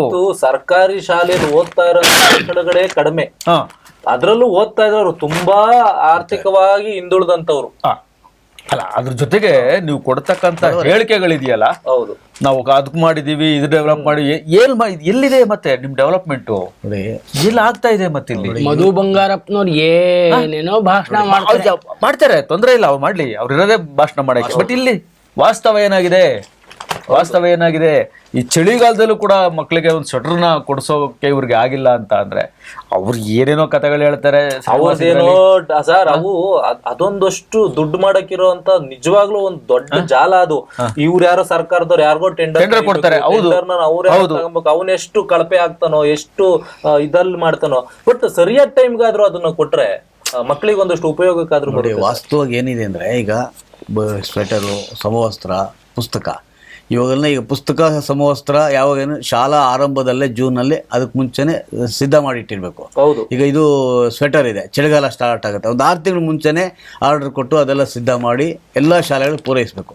ಅಂದರೆ ಇದು ಏನಂದರೆ ಈ ಸಿದ್ಧತೆ ಅನ್ನೋದು ಶಿಕ್ಷಣ ಇಲಾಖೆಯಲ್ಲಿ ಕಡಿಮೆ ಆಗಿದೆ. ಆಯಾ ಸಂದರ್ಭಕ್ಕೆ ಏನೋ ಮಾಡಬೇಕು, ಯಾವಲ್ಲ ಮತ್ತೆ ಏನೋ ಆಪರೇಷನಲ್ ಡಿಲೇ ಅಂತ ಹೇಳ್ತಾರೆ, ಕಾರ್ಯಾಚರಣೆ ವಿಳಂಬ ಅಂತ. ಅದು ಅಧಿಕಾರಿಗಳಲ್ಲಿ ಈಗ ಅದಕ್ಕೆ ಒಂದು ವಿಂಗ್ ಇದೆ. ಹೌದು, ಖಂಡಿತ ಅದನ್ನೇ ಹೇಳ್ತಾ ಇರೋದು. ಈಗ ಅದೇ ನೀವು ಹೇಳೋದಕ್ಕೆ ಸರಿ ಇತ್ತು ಅಂದ್ರೆ, ನೀವು ಅದೇನು ನಾವು ಆನ್ಯುವಲ್ ಪ್ಲಾನಿಂಗ್ ಅಂತ ಏನು ಕರಿತದ್ ನೀವು ಮಾಡ್ಕೊಳ್ಳೋದೇ ಇಲ್ವಾ? ಇದು ಪ್ರತಿ ವರ್ಷ ಬರುತ್ತದೆ. ಇದು ಯಾವ್ದು ನಿಲ್ಲುವಂತದ್ದಲ್ಲ. ಇವೆಲ್ಲ ದುರಂತಗಳಿಂದ, ದುರ್ವ್ಯವಸ್ಥೆಯಿಂದಲೇ ಸರ್ಕಾರಿ ಶಾಲೆಗಳು ಮುಚ್ಚೋ ಅಂತ ಹಂತಕ್ಕೆ ಬಂದು ನಿಂತಿವೆ ನೋಡಿ ಸರ್. ಇದಕ್ಕೆಲ್ಲ ನೇರ ಹೊಣೆ ಸಚಿವರೇ. ಈ ಥರದ್ದು ಏನಾದ್ರು ಮೋಸದ ಜಾಲ, ಕಳಪೆ ಗುಣಮಟ್ಟದ್ದು, ಅದಕ್ಕೆಲ್ಲ ನೇರವಾಗಿ ಸಚಿವರಿಗೆ ದಂಡ ಹಾಕ್ಬೇಕು ಸರ್.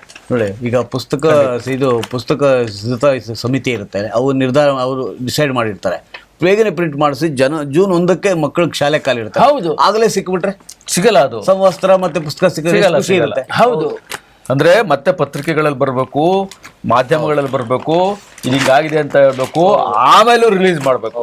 ಆಮೇಲೆ ಶಿಕ್ಷಣ ಅನ್ನೋದು ಇದೆಯಲ್ಲ, ತುಂಬಾ ಮಕ್ಕಳ ಸರ್ವನು ಇಡೀ ಭವಿಷ್ಯ ನಿರ್ಧಾರ ಮಾಡುತ್ತೆ. ಶಿಕ್ಷಣ ಇಲಾಖೆಗೆ ಪ್ರಥಮಾದ್ಯತೆ ಕೊಡಬೇಕು. ಈ ಬೇರೆ ಇದಕ್ಕೆ ಮುಂದಕ್ಕೆ ಹಾಕ್ದಂಗೆ ಇಲ್ಲಿ ಹಾಕೋಂಗಿಲ್ಲ, ಇವಾಗ ಹಾಕೊಡ್ತೀವಿ ಮುಂದೆ ಕೊಡ್ತೀವಿ ಇಲ್ಲ, ಎಕ್ಸ್ಕ್ಯೂಸೇ ಇದು ರಿಯಾಯಿತಿ ತಗೊಳ್ಳೇಬಾರ್ದು. ಕರೆಕ್ಟ್ ನೀವ್ ಹೇಳಿದ್. ಇವತ್ತು ನಮ್ ದೇಶ ಒಂದಷ್ಟು ಜಗತ್ತಿಗೆ ಪೈಪೋಟಿ ಕೊಡ್ತಾ ಇದೆ, ಅದು ಶಿಕ್ಷಣದಿಂದ ಆದಂತ ಕ್ರಾಂತಿ. ಅದು ಮತ್ತಿನ್ಯಾರೋ ಶ್ರೀಮಂತರಿಂದನೋ ಯಾವ್ದೋ ಅರಮನೆ ಗೂಡು ಒಳಗಡೆಯಿಂದನೋ ಬಂದಂತಲ್ಲ, ಅದು ಕಲ್ತಿದ್ ಜ್ಞಾನ ವಿಕಾಸ ಆಗಿ ಮಕ್ಕಳು ಬೆಳೀತಾ ಒಂದಷ್ಟು. ಇವತ್ತು ಎಷ್ಟೋ ಹಳ್ಳಿಗಳಲ್ಲಿ ಒಂದಷ್ಟು ಬಡತನ ನೀಗಿದೆ ಅಂದ್ರೆ, ಒಬ್ಬ ಮಗ ಡಿಗ್ರಿ ಮುಗಿಸ್ಕೊಂಡ್ ಅವನೇನೋ ಒಂದು 20,000-30,000 ದುಡಿಯೋದಕ್ಕೆ ಅನುಕೂಲವಾಗಿ ಜೀವನಗಳು ನಡೀತಾ ಇದೆ. ಅನುಕೂಲವಾಗಿ ಜೀವನಗಳು ನಡೆಯೋದ್ರಿಂದ ಅವರ ಬೇರೆ ಬೇರೆ ಕೆಲಸಗಳು, ಅಭಿವೃದ್ಧಿ ಏಳಿಗೆಗಳನ್ನ ಕಾಣ್ತಾ ಇದೆ. ನೋಡಿ, ಇವತ್ತು ಶಿಕ್ಷಣ ಅನ್ನೋದು ಖಂಡಿತವಾಗ್ಲೂ ಒಂದಷ್ಟು ಪ್ರಚಾರ, ತಂದೆ ತಾಯಿಗೂ ಮಕ್ಕಳನ್ನ ಓದಿಸೋದಿರ್ಬೋದು, ಒಂದಷ್ಟು ಪ್ರಚಾರ ಆಗಿದೆ ಹೊರತು ಅವನ ಒಂದು ಸಾಮರ್ಥ್ಯ ಏನಿದೆ ಅದನ್ನ ಯಾರು ಯೋಚನೆ ಮಾಡ್ತಿಲ್ಲ. ಸರ್ಕಾರಗಳು ಅಷ್ಟೇ, ನಾವಿಂತ ಯೋಜನೆಗಳನ್ನು ಮಾಡ್ತಿದೀವಿ ಅನ್ನೋ ಒಂದಷ್ಟು ಪ್ರಚಾರ ಆಗಿದೆ. ಮತ್ತೆ ಪ್ರೈವೇಟ್ ಸ್ಕೂಲ್ಗಳು ಅಷ್ಟೇನೆ, ನಮ್ಮ ಶಾಲೆಯಲ್ಲಿ ಇಂತಿಂತ ದೊಡ್ಡ ಪ್ರದರ್ಶನಗಳಿದೆ, ದೊಡ್ಡ ವ್ಯವಸ್ಥೆಗಳಿದೆ ಅನ್ನೋ ಒಂದಷ್ಟು ಪ್ರದರ್ಶನ ಆಗ್ತಾ ಇದೆ. ನಿಜವಾದ ಗುಣಮಟ್ಟದ ಶಿಕ್ಷಣಗಳನ್ನು ಅವರು ಕೊಡ್ತಾ ಇಲ್ಲ. ಇದ್ರ ಬಗ್ಗೆ ಯಾರು ಯೋಚನೆನೂ ಮಾಡ್ತಾ ಇಲ್ಲ. ಸರ್ಕಾರಿ ಶಾಲೆಗಳದಂತೂ ಕೇಳಂಗೆ ಇಲ್ಲ. ದುರಂತ ಖಂಡಿತವಾಗ್ಲೂ. ಇದಕ್ಕೆ ನೋಡಿ, 14 ವರ್ಷದ ಒಳಗಡೆ ಮಕ್ಳು ಇವತ್ತು ಡ್ರಗ್ಸ್ ತಗೊಂಡು ಒಂದಷ್ಟು ವ್ಯವಸ್ಥೆ ಮಾಡ್ತಾ ಇದಾರೆ ಅಂದ್ರೆ, ಸ್ಕೂಲ್ಗಳು ಏನ್ ಮಾಡ್ತಿದಾವೆ ಇಲ್ಲಿ? ಜವಾಬ್ದಾರಿ ಯಾರ್ದು ಸರ್? ಇದನ್ನ ನೋಡ್ಕೊಬೇಕಾದ್ರೆ ಯಾರು? ತಂದೆ ತಾಯಿಗಳು ಬೆಳಗ್ಗೆಯಿಂದ ಮಕ್ಕಳನ್ನ ಶಾಲೆಗೆ ಕಳಿಸಿದ್ರೆ, ನೀವು ಬೆಳಗ್ಗೆ ಶಾಲೆಯಲ್ಲಿ 9ರಿಂದ ಸಂಜೆ 4:30-5 ಗಂಟೆವರೆಗೂ ಅವ್ರ ಜವಾಬ್ದಾರಿ ಯಾರು? 14 ವರ್ಷದ ಮಕ್ಳದ್ದು ಒಳಪಟ್ಟಿದ್ದು, ಕಾಲೇಜ್ ಮಕ್ಳದ್ ಬಿಟ್ಬಿಡಿ. ನೀವೆಲ್ಲರೂ ಒಂದಷ್ಟು ಇಂಥ ವ್ಯವಸ್ಥೆಗಳು, ನೀವೇನೋ ಒಂದಷ್ಟು ನಿಮ್ಮ ದೊಡ್ಡದಾಗ ಕಾಣ್ಬೇಕು, ನೀವು ಪ್ರಚಾರ ಆಗ್ಬೇಕು ಅಂತ ಹೇಳಿ ಇವತ್ತಿನ ಮಕ್ಕಳನ್ನ ದುರಂತಕ್ಕೆ ತರ್ತಾ ಇದೀರಾ. ಸರ್ಕಾರಿ ಶಾಲೆಗಳದ್ದು ಇದೇ ದುರಂತ. ಜೊತೆಗೆ ಅದು ಸರ್ಕಾರಿ ಶಾಲೆ ಆಗಿರ್ಬೋದು, ಯಾರಿರ್ಬೋದು, ಚಳಿನೇ. ಹೌದು. ಅದೇ ನೀವು ಅಲ್ಲಿ ಅದಕ್ಕೋಸ್ಕರ ದುಡ್ಡು ಇಟ್ಟಿರೋದು, ಮುಡಿಪಾಗಿ ಇಟ್ಟಿರ್ತಕ್ಕಂಥ. ನೀವು ಚಳಿಗ್ ಬೇಕಾದ ಚಳಿದೇ ಕೊಡ್ತಾ ಇಲ್ಲ ಅಂದ್ರೆ ಅವ್ರನ್ನ ಇನ್ನೇನ್ ಗಮನಿಸ್ತಾ ಇದ್ದಾರೆ? ಬೇಸಿಗೆ ಕೊಡ್ತೀವಿ ಬಿಡಿ. ನೋಡಿ, ಅದೇ ಮಕ್ಳು ಹಾಳಾದ್ಮೇಲೆ ನೀವು ಉದ್ಧಾರ ಮಾಡ್ತೀವಿ, ಬೇಸಿಗೆ ಕೊಡ್ತೀವಿ. ಶಿಕ್ಷಣ ಇಲಾಖೆ ನಾನು ಆಗ್ಲೇ ಹೇಳಿದಾಗೆ ಸಮವಸ್ತ್ರ, ಪುಸ್ತಕ, ಸ್ವೆಟರು, ಆಮೇಲೆ ಮೌಲ್ಯಮಾಪನ, ಆಮೇಲೆ ಫಲಿತಾಂಶ ಪ್ರಕಟಣೆ ಮಾಡೋದು, ಇವೆಲ್ಲ ಆಯಾ ನಿಗದಿಯಾಗಿರುತ್ತೆ. ಆಯಾ ಸಂದರ್ಭಕ್ಕೆ ಇಂಥ ನಿಗದಿ ಮಾಡಿ ಸರ್ಕಾರ, ಶಿಕ್ಷಣ ಇಲಾಖೆ ಕಾಲಕ್ಕೆ ಅದನ್ನ ತಗೋಬೇಕು. ಅದನ್ನ ಯಾವುದನ್ನು ಮುಂದಕ್ಕೆ ಹಾಕ್ಲೇಬಾರ್ದು. ಇವೆಲ್ಲವನ್ನೂ ಮಾಡಬೇಕು. ಇನ್ನೊಂದು ಬೇಸರದ ಸಂಗತಿ, 4 ಹುಲಿ ಮರಿ ಸಾವು, ಸೋಂಕು ತಗುಲಿರುವ ಶಂಕೆ. ಇನ್ನು 4 ಹುಲಿ ಮರಿಗಳು ಪಟ್ಟಿಯಿಂದ ಹೊರಟೋಗಿರ್ತವೆ. ಹುಣಸೂರ್ ಹತ್ರ ಇತ್ತೀಚೆಗೆ ತಾಯಿ ಮತ್ತೆ ಮರಿಗಳು ಕಣ್ಣಿಗೆ ಗೋಚರಿಸಿದಾಗ ತಾಯಿನ ಸೆರೆ ಹಿಡಿತಾರೆ, ಮರಿಗಳು ಸಿಗಲ್ಲ. ಹೌದು, ಮರಿಗಳೆಲ್ಲ ತಪ್ಸಿ ಓಡೋಗ್ಬಿಡ್ತವೆ. 4 ಮರಿಗಳು. ಸರಿ, ಮತ್ತೆ ಇವ್ರು ಹುಡುಕಾಡಕ್ ಸ್ಟಾರ್ಟ್ ಮಾಡ್ತಾರೆ. ಇಲ್ಲೇನಾಗುತ್ತೆ, ಹಳ್ಳಿ ಜನಗಳು ಅವನ್ನ ಬೆನ್ನಟ್ತಾರೆ, ಹುಡ್ಕಾಡ್ತಾರೆ, ಓಡಿಸ್ತಾರೆ. ಬೆದರಿಸ್ತಾರ ಅವನ್ನ. ಬೆದರಿಸಿದಾಗ ಇದು ಬೇಸಿಕ್ ಪ್ರಾಥಮಿಕ ತನಿಖೆಯಿಂದ ಆಗಿರ್ತಕ್ಕಂಥ ನಾನು ಮಾತಾಡ್ತಾ ಇರೋದು. ಸೊ ಆಗೇನಾಗಿದೆ, ಇವು ಸಣ್ಣ ಮಗು ಸಣ್ಣ ಮಕ್ಕಳುಗಳಲ್ವ, ಚಿಕ್ಕ ಚಿಕ್ಕ ಪುಟಾಣಿ ಮರಿಗಳು, 3 ತಿಂಗಳ ಮರಿಗಳಂತ ಓಡ್ಲಿಕ್ಕಾಗದೆ ಓಡಿ ಓಡಿ ಓಡಿ ಸುಸ್ತಾಗಿ ಅದು ಕೂಡ ತುಂಬಾ ನಿತ್ರಣ ಆಗ್ಬಿಟ್ಟಿರ್ತವೆ. ಆ ಸಂದರ್ಭಕ್ಕೆ ಅವರು ಮತ್ತೆ ತಾಯಿ ಹುಲಿನ ಹಿಡಿದ ನಂತರ ಈ ಮರಿಗಳನ್ನ ಎತ್ಕೊಂಡು ಹೋದಾಗ ಇಲ್ಲಿ ಎಲ್ಲೋ ಒಂದ್ ಕಡೆ ಆ ನಮ್ಮ ಜನಗಳಿಗೂ ಕೂಡ ಒಂದಷ್ಟು ಏನು ತಾಳ್ಮೆ ಇರಬೇಕಾಗತ್ತೆ. ಅವು ಸಣ್ಣ ಮರಿ, ಅವು ಯಾಕೆ ನೀವು ಅಷ್ಟೊಂದು ತೊಂದರೆಗಳು ಕೊಟ್ರಿ? ಈಗ ಎಷ್ಟು ನೋವಿನ ಸಂಗತಿ ಅದು. ಅದು ಒಂದು ಸರ್. ಇನ್ನೊಂದು, ಒಂದು ಮರಿ ಬೆಳಿಬೇಕಾದ್ರೆ ಅದು ತಾಯಿ ಪೋಷಣೆ ಬಹಳ ಮುಖ್ಯ. ಆ ಸಣ್ಣ ಮರಿ ಬೇಟೆ ಎಲ್ಲ ಆಡುತ್ತೆ. ಹುಲಿ ಮರಿ ಆದ್ರೂ ಹುಲ್ಲೆ ಖಂಡಿತ ತಾಯಿ ಹಾಲೇ ಕುಡಿಬೇಕು. ಖಂಡಿತ ಬೇರೆ ಯಾವ ಪ್ರಾಣಿನೂ ಹಾಲು ಕುಡ್ಸೋದಿಲ್ಲ. ಮಾಂಸಾಹಾರನೇ ತಿನ್ಬೇಕು ಮರಿ ಆದ್ರೂ. ಅದಕ್ಕೆ ಆಕ್ಚುಲಿ ಹುಲಿ ಅದಕ್ಕೇನೋ ಸೋಂಕು ಬಂದಿತ್ತು ಅಂತ ಏನೋ ಒಂದು ಹೇಳ್ಕೊಬಿಟ್ಟಿದ್ದಾರೆ. ಅವೆಲ್ಲ ಪೋಸ್ಟ್ ಮಾರ್ಟಮ್ ಆದ್ಮೇಲೆ ನಾವು ತೀರ್ಮಾನ ಮಾಡ. ಬಟ್ ಏನಾದ್ರೆ ಯಾವುದೇ ಕಾರಣಕ್ಕೂ ಆ ತರ ಕಂಡಾಗ ಸಾರ್ವಜನಿಕರು ಸ್ವಲ್ಪ ಆಲೋಚನೆ ಮಾಡಿ ಅವಕ್ಕೆ ತೊಂದರೆ ಕೊಡದಾಗೆ, ಅರಣ್ಯ ಇಲಾಖೆಯವ್ರಿಗೆ ಗೊತ್ತಿರ್ತಾರೆ ಯಾವ ರೀತಿ ಹಿಡಿಬೇಕು ಅಂತ ಹಿಡ್ಕೊಂಡು. ಅಲ್ಲ ಸರ್, ಇದನ್ನ ಅರಣ್ಯ ಇಲಾಖೆ ಮಾಡ್ತಾರೆ, ಅರಣ್ಯ ಇಲಾಖೆಯವ್ರು ಮಾಡ್ತಾರೆ, ಇಲ್ಲ ಅಂತ ಹೇಳಲ್ಲ. ನೀವು ಸಾರ್ವಜನಿಕರು ಅವ್ರಿಗೆ ತೊಂದರೆ ಕೊಡ್ದಂಗೆ ನೀವು ಇನ್ಫಾರ್ಮೇಶನ್ ಕೊಟ್ಟು ಸುಮ್ಮನೆ ಸೈಲೆಂಟ್ ಆಗಿರ್ಬೇಕು. ಅವ್ರು ಬರ್ತಾರೆ, ಅವ್ರು ಬಂದವರು ಅವ್ರಿಗೆ ಗೊತ್ತಿದೆ, ಅವರು ಯಾವ ರೀತಿ ಹ್ಯಾಂಡಲ್ ಮಾಡ್ಬೇಕು ಅಂತ ಗೊತ್ತಿದೆ, ಅವ್ರು ಖಂಡಿತ ಮಾಡ್ತಾರೆ. ಇದನ್ನ ನಾವು ಸಾರ್ವಜನಿಕರು ನಾವು ತಿಳ್ಕೊಬೇಕು ಇದನ್ನ. ಹೌದು, ಅಷ್ಟೇ, ಇನ್ನೇನಿಲ್ಲ. ನೋಡಿ, ಇನ್ನೊಂದು ಶಶಿ ತರೂರ್ಗೆ ಬೇರೆ ಸರ್ಕಾರೇತರ ಸಂಸ್ಥೆ ಒಂದು ಸಾವರ್ಕರ್ ಪ್ರಶಸ್ತಿಯನ್ನ ಘೋಷಿಸಿದೆ. ಅದೊಂದು ಸಣ್ಣ ಜಟಾಪಟಿ. ನಾನು ಸಾವರ್ಕರ್ ಪ್ರಶಸ್ತಿ ಸ್ವೀಕರಿಸಲಾರೆ, ನನಗೆ ಹೇಳಿರ್ಲಿಲ್ಲ ಮುಂಚೆನೆ. ನನಗೆ ಸಾವರ್ಕರ್ ಪ್ರಶಸ್ತಿ ಬೇಡ, ವೇದಿಕೆ ಮೇಲೆ ಹೇಳಿರೋದು. ವೇದಿಕೆ ಮೇಲೇನೆಲ್ಲ ಹೊರಗಡೆನೆ ಘೋಷಣೆ ಮಾಡಿದ್ದಾರೆ. ಆದ್ರೆ ಸಾವರ್ಕರ್ ಜೊತೆ ಕಾಂಗ್ರೆಸ್ ಸೈದ್ಧಾಂತಿಕ ಭಿನ್ನಾಭಿಪ್ರಾಯ ಇರೋದ್ರಿಂದ, ಹೌದು. ಆಮೇಲೆ ಇನ್ನೊಂದು ಇತ್ತೀಚಿನ ಕೆಲವು ಇದರಲ್ಲಿ ಬೆಳವಣಿಗೆಯಲ್ಲಿ ಶಶಿ ತರೂರ್ ದಿನೇ ದಿನೇ ಬಿಜೆಪಿ ಕಡೆ ವಾಲ್ತಾ ಇದ್ದಾರೆ. ಆ ಹಿನ್ನೆಲೆಯಲ್ಲಿ ಸದುಪಯೋಗ ಮಾಡಬೇಕು ಪ್ರಶಸ್ತಿ ಪ್ರಕಟಣೆ ಮಾಡಿದ್ದಾರೆ. ಅದು ಸರ್ಕಾರೇತರ ಸಂಸ್ಥೆ. ಆದ್ರೆ ಈ ಪ್ರಶಸ್ತಿನ ಸ್ವೀಕರಿಸ್ಬಿಟ್ರೆ ಇವ್ರು ಬಿಜೆಪಿ ಕಡೆ ವಾಲ್ತಾ ಇದ್ದಾರೆ ಅನ್ನೋದು ಪಕ್ಕ ಆಗುತ್ತೆ. ಹಿನ್ನೆಲೆಯಲ್ಲಿ ನನಗೆ ಬೇಡ ಅಂತ. ಹಿನ್ನೆಲೆ ಏನೇ ಇರ್ಲಿ, ಒಂದು ಪ್ರಶಸ್ತಿ ಪ್ರಕಟ ಆಗಿ ನೀವು ಅನೌನ್ಸ್ ಮಾಡ್ತೀರ ಅಂದ್ರೆ ಆ ಪ್ರಶಸ್ತಿ ತಗೊಂಡವನಿಗೆ ಮಾಹಿತಿ ಯಾವಾಗ ಕೊಡ್ಬೇಕು ಅಂತ. ಅದೇ ಅದು ಇವ್ರು ಹೇಳೋದು, ಇವ್ರು ಅಪವಾದ, ಇವ್ರು ನನ್ಗೆ ಹೇಳಿಲ್ಲ ಅಂತ. ನಾವು ಹೇಳಿದೀವಿ ಅಂತ. ಓಕೆ, ಏನು ಅವ್ರು ಸಾವರ್ಕರ್ ಪ್ರಶಸ್ತಿನ ನಾನು ಸ್ವೀಕರಿಸಲ್ಲ ಅನ್ನೋದು ಹೇಳಿದ್ದಾರೆ. ಇನ್ನೊಂದು ಎಲ್ಲರೂ ಖುಷಿ ಪಡ್ಬೇಕಾಗಿರ್ತಕ್ಕಂಥದ್ದು ವಿಚಾರ, ಸರ್ಕಾರಿ ಸಭೆಗಳಲ್ಲಿ ಇನ್ನು ಮುಂದೆ ಸ್ಮರಣಿಕೆ ಟ್ರೋಫಿ ಕೊಡಬೇಡಿ, ಅದನ್ನ ಕಂಪ್ಲೀಟ್ ಸ್ಟಾಪ್ ಮಾಡಿ. ಇದು ಸರ್ಕಾರಿ ಒಂದೇ ಅಲ್ಲ, ಯಾವುದೇ ಕಾರ್ಯಕ್ರಮ ಆಗಿರ್ಲಿ ನೀವು ಪುಸ್ತಕ ಕೊಡಿ ಅಥವಾ ಒಂದು ಪಾಠ ಕೊಡಿ. ತುಂಬಾ ಒಳ್ಳೆ ಅಲ್ಲ, ಈ ತರದ ಬದಲಾವಣೆಗಳು ಆಗ್ಬೇಕಾಗತ್ತೆ. ಖಂಡಿತ ದುಂದುವೆಚ್ಚ ಯಾಕೆ ಮಾಡ್ತೀರಿ? ಒಂದು ಎಷ್ಟು ಪುಸ್ತಕಗಳಿದೆ ನಿಮ್ಮಲ್ಲಿ, ಒಂದು ಬಂಡಲ್ ಆಫ್ ಪುಸ್ತಕ. ಅಂದ್ರೆ ಈ ಮೂಲಕ ನಾವು ಪುಸ್ತಕ ಓದುಗರನ್ನ ಸಂಖ್ಯೆ ಜಾಸ್ತಿ ಮಾಡ್ಬೋದಾ?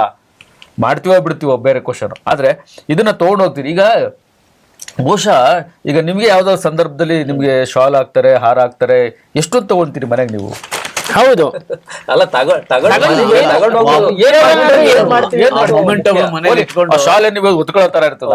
ಏನಿಲ್ಲ. ನಾವ್ ಇತ್ತೀಚೆಗೆ ಕಾರ್ಯಕ್ರಮಗಳು ನಾವೇನ್ ಮಾಡ್ತಾ ಇದೀವಿ ಅಂದ್ರೆ, ನಿಜವಾಗಿಯೂ ಆ ಶಾಲ್ ಬದಲು ಬಾತ್ ಟವಲ್ಗಳು ಕೊಡ್ತೀವಿ. ಹೌದು. ಇಲ್ಲ, ಸುಮಾರು ಕಡೆ ಅದು ಪರಿವರ್ತನೆ ಆಗ್ಬೇಕು. ಯಾಕಂದ್ರೆ ಸುಮ್ನೆ ದುಡ್ಡು ವೇಸ್ಟ್.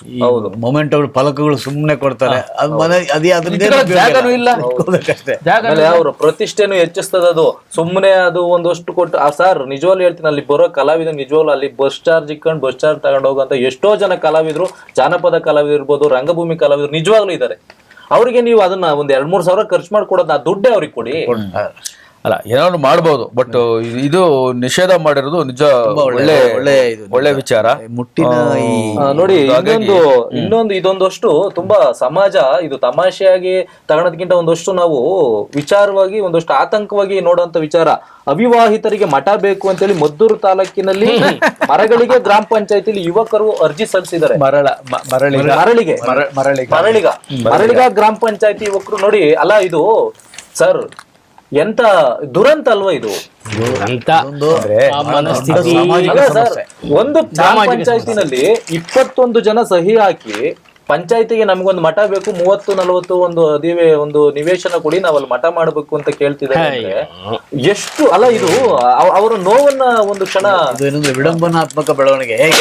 ಹೇಗೆ ಈಗ ಇದೊಂದು ಸಾಮಾಜಿಕ ಹೆಣ್ಣು ಕೊಡ್ತಾ ಇಲ್ಲ ಅಂತಲ್ಲ ಶ್ರೀನಿವಾಸ್ ಅವರೇ, ಹೆಣ್ಣುಗಳು ಸಿಗ್ತಾ ಇಲ್ಲ. ಕೊಡ್ತಾ ಇಲ್ಲ ಅಂತಲ್ಲ, ಹೆಣ್ಣುಗಳು ಸಿಗ್ತಾ ಇಲ್ಲ. ಇದಕ್ಕೆ ಮೂಲ ಕಾರಣ ಏನು? ನಾವಲ್ಲೇ ಚರ್ಚೆ ಮಾಡಿದ್ವಿ ಇದೇ ವೇದಿಕೆಯಲ್ಲಿ. ಮೂಲ ಕಾರಣ ಏನು? ಭ್ರೂಣ ಹತ್ಯೆ. ನೀವು ಅದನ್ನ ಬಿಡಿ, ನೀವು ಫಸ್ಟ್ ಅದನ್ನ ಎಲ್ಲರನ್ನು ಒಂದೇ ರೀತಿ ನೋಡಿ. ಅನುಪಾತ ಇದ್ದಿದ್ದು ಎಲ್ಲಿದೆ ಈಗ ಅನುಪಾತ? ಮತ್ತೆ ಎಲ್ಲಿಂದ ಬರ್ತದೆ ಹೆಣ್ಣುಗಳು? ಹೌದು, ಇದು ಸ್ವಯಂಕೃತ ಅಪರಾಧ. ಇದು ಯಾರು ಈಗ ಹೆಣ್ಣು ಕೊಡಲ್ಲ ಅಂದ್ರೆ, ಈಗ ನಾನು ಮನೇಲಿ ಹೆಣ್ಣು ಇಟ್ಕೊಂಡು ಏನಪ್ಪ ಮಾಡ್ಲಿ ನಾನು? ಅದಕ್ಕೇನೋ ಒಂದು ರೀತಿ ನಾನು ಮದುವೆ ಮಾಡ್ಲೇಬೇಕಲ್ಲ ಅಲ್ವಾ? ಸೊ ಇಲ್ಲಿ ನೀವು ಮೂಲ ಹೋಗಿ ಫಸ್ಟ್. ಅಲ್ಲ ಕರೆಕ್ಟ್ ಹೋಗಿ ನೀವು ಕರೆಕ್ಟ್, ನೀವ್ ಹೇಳೋದು ಕರೆಕ್ಟ್. ಇರೋ ಹೆಣ್ಣುಗಳನ್ನೇನೆ ರೈತರಿಗೆ ಕೊಡ್ತಾ ಇಲ್ಲ ಅಂತ ಇವರೆಲ್ಲಾ ವ್ಯವಸಾಯ ಕುಟುಂಬಸ್ಥರದ ಮಕ್ಕಳು. ರೈತರು ಅಷ್ಟೇ ಅಲ್ಲ, ರೈತರು, ಪುರೋಹಿತರು, ಅಡುಗೆ ಕೆಲಸ ಸಾಂಪ್ರದಾಯಿಕವಾದ ಕೆಲಸಗಳನ್ನ ಮಾಡ್ಕೊಂಡು ಬರ್ತಾ ಇರುವಂತ ಖಂಡಿತವಾಗ್ಲೂ ಇವ್ರು ಕೊಡೋ ಕಾರಣ ಏನು ಅಂತಂದ್ರೆ, ಅಂದ್ರೆ ನೀನು ರೈತನಾಗಿ ನೀನು ಕೋಟ್ಯಾಂತರ ರೂಪಾಯಿ ದುಡಿದ್ರೂ ಕೂಡ ಹೌದು ನೀವು ಬೆಲೆ ಇಲ್ಲ.